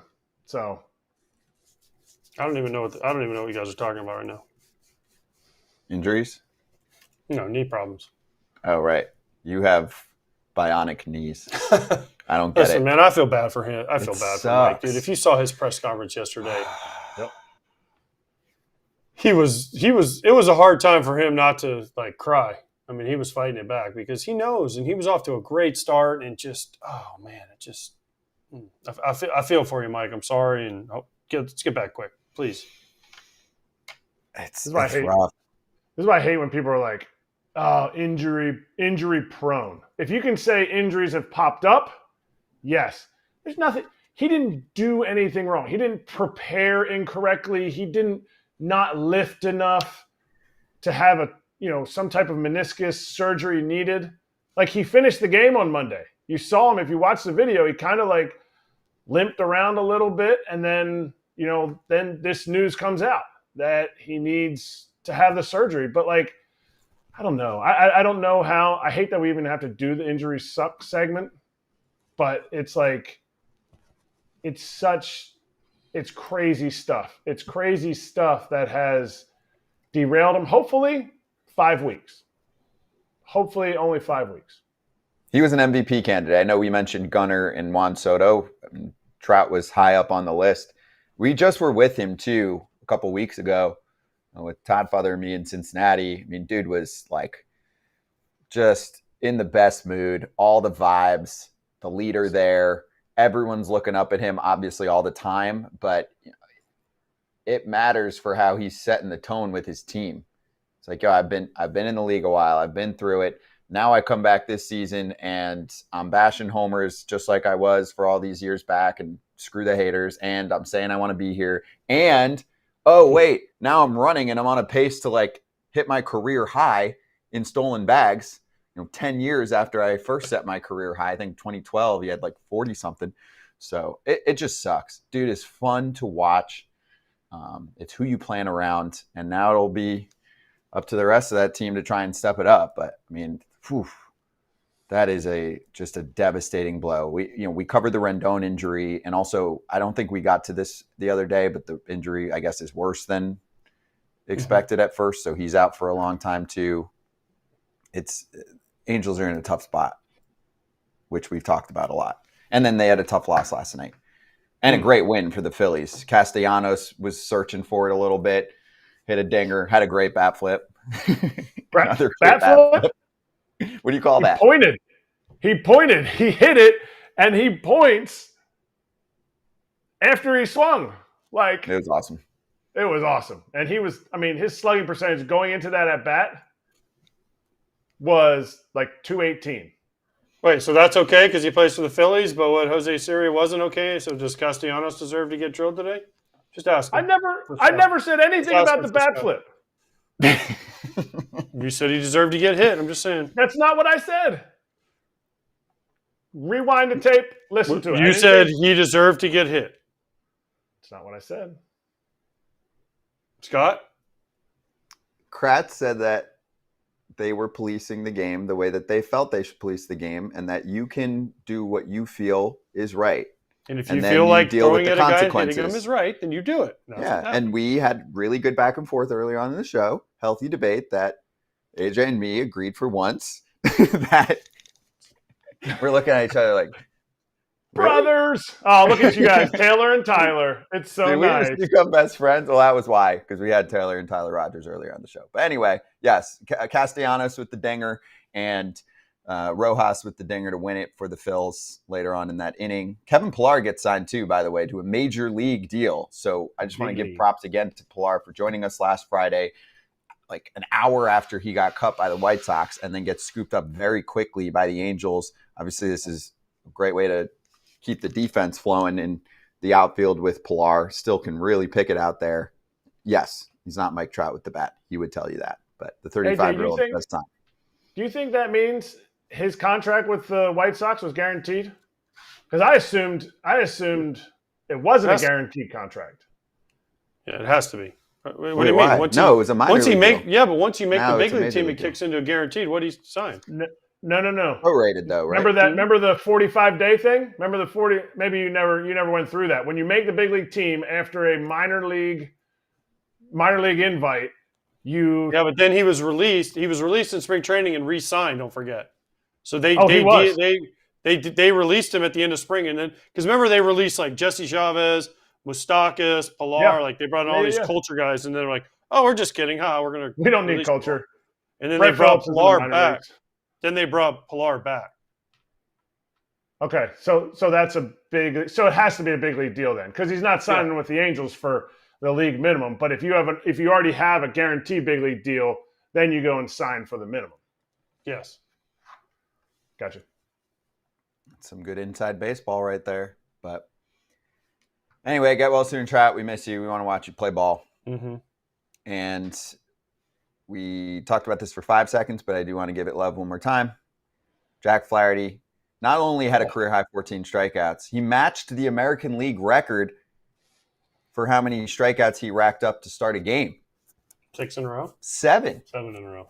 Got to the next inning and still got one more. The guy hit a ground ball to short. How dare he? Mm-hmm. He was dealing. Do you feel like this game was a little bit different for him compared to others? Hell yeah, it was different. 97, 98. Dude, he made these guys look silly, too. And it was bright. Silly. There wasn't any shadows, nothing like that. The only time I've ever seen that much dominance, it was kind of dusk.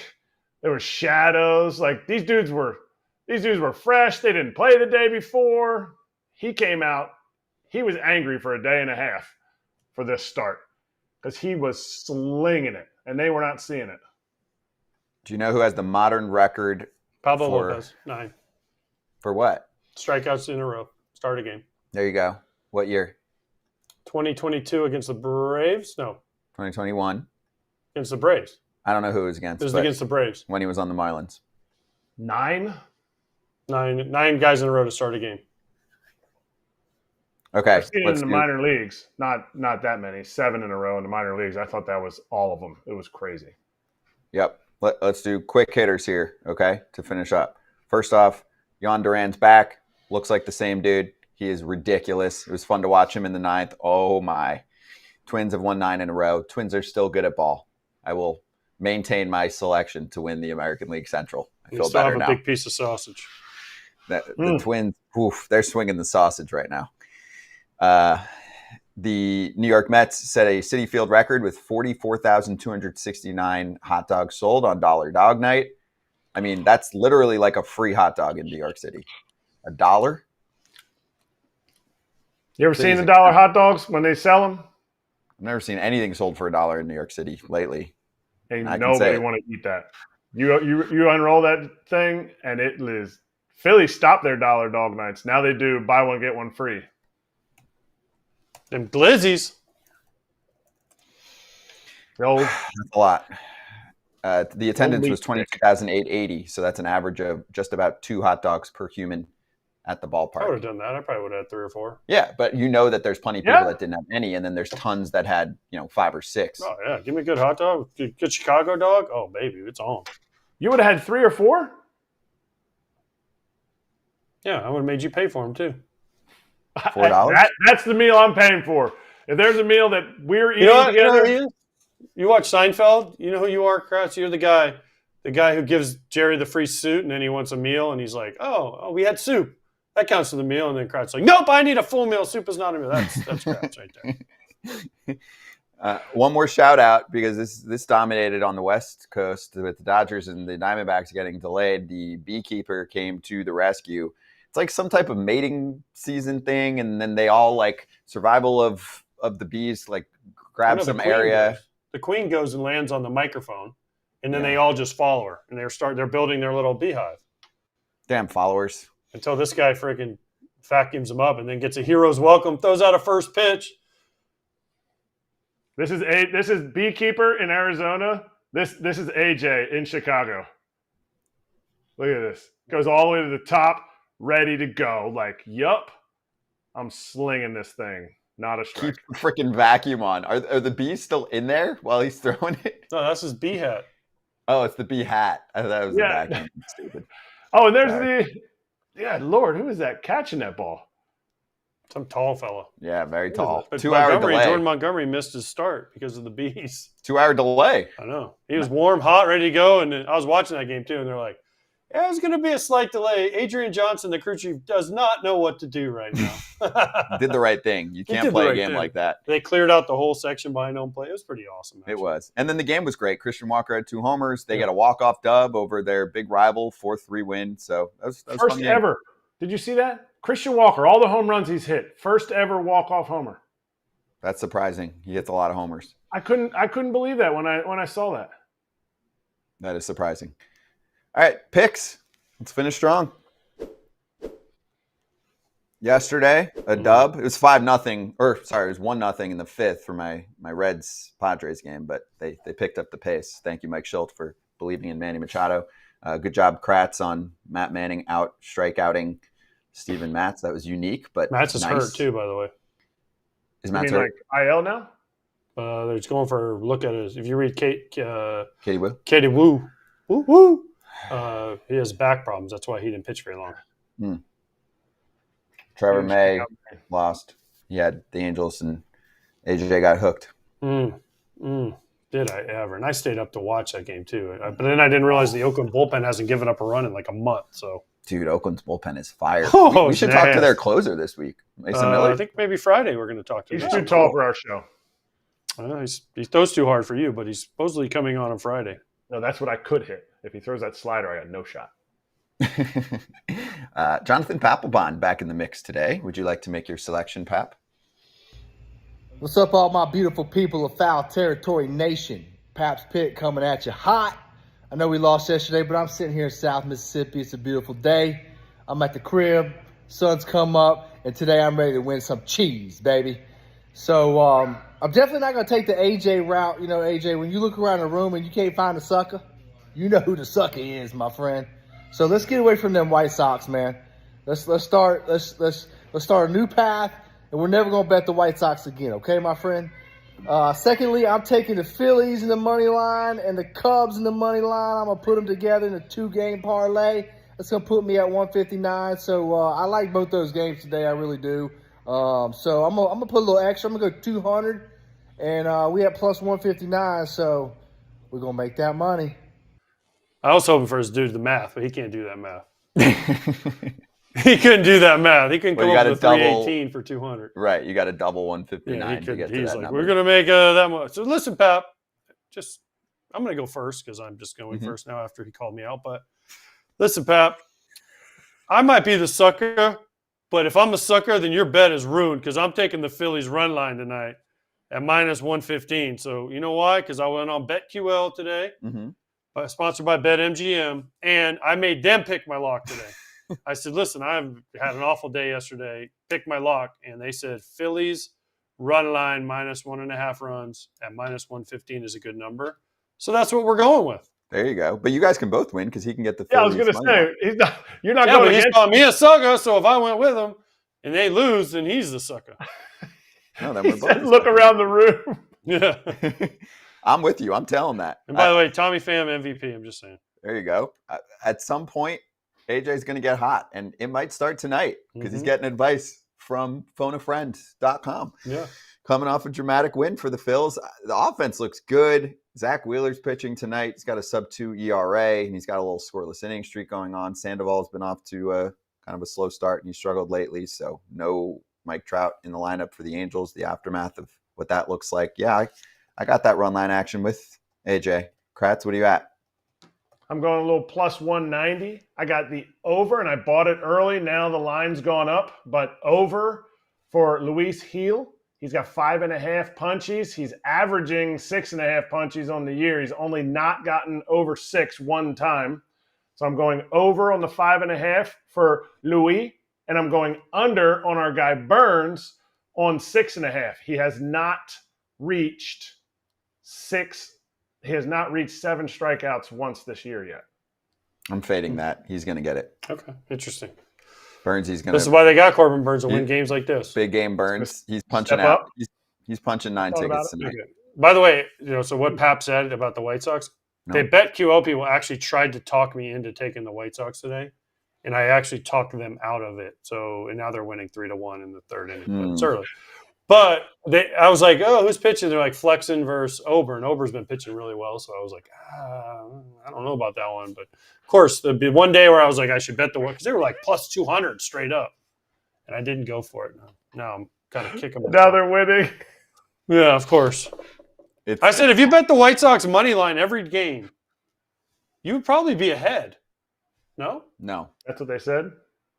No, I was just taking a guess at it, but I could be wrong. Oh. No, because they you adjust as you see what the team looks like, right? So early on in the season, it was great value to just punish them because they kept losing, right? Yeah. So also for the record, I'm live betting and taking Minnesota in this game. It's the third inning. This is the maybe best bullpen against the worst bullpen. I'm still feeling good about a 2-run deficit for the Minnesota Twins who have won 9 games in a row. So it's even live betting money right now. It's even live betting. So it's not even giving you any value. Nope. All right. So if you're new to the BetMGM party, the bonus code is FOUL. Sign up and deposit at least $10 into your account and then place a wager and receive up to $1,500 back in bonus bets if the bet loses. And if that happens, your bonus bets will be available once your initial wager is settled. Gambling problem or concern, call 1-800-GAMBLER.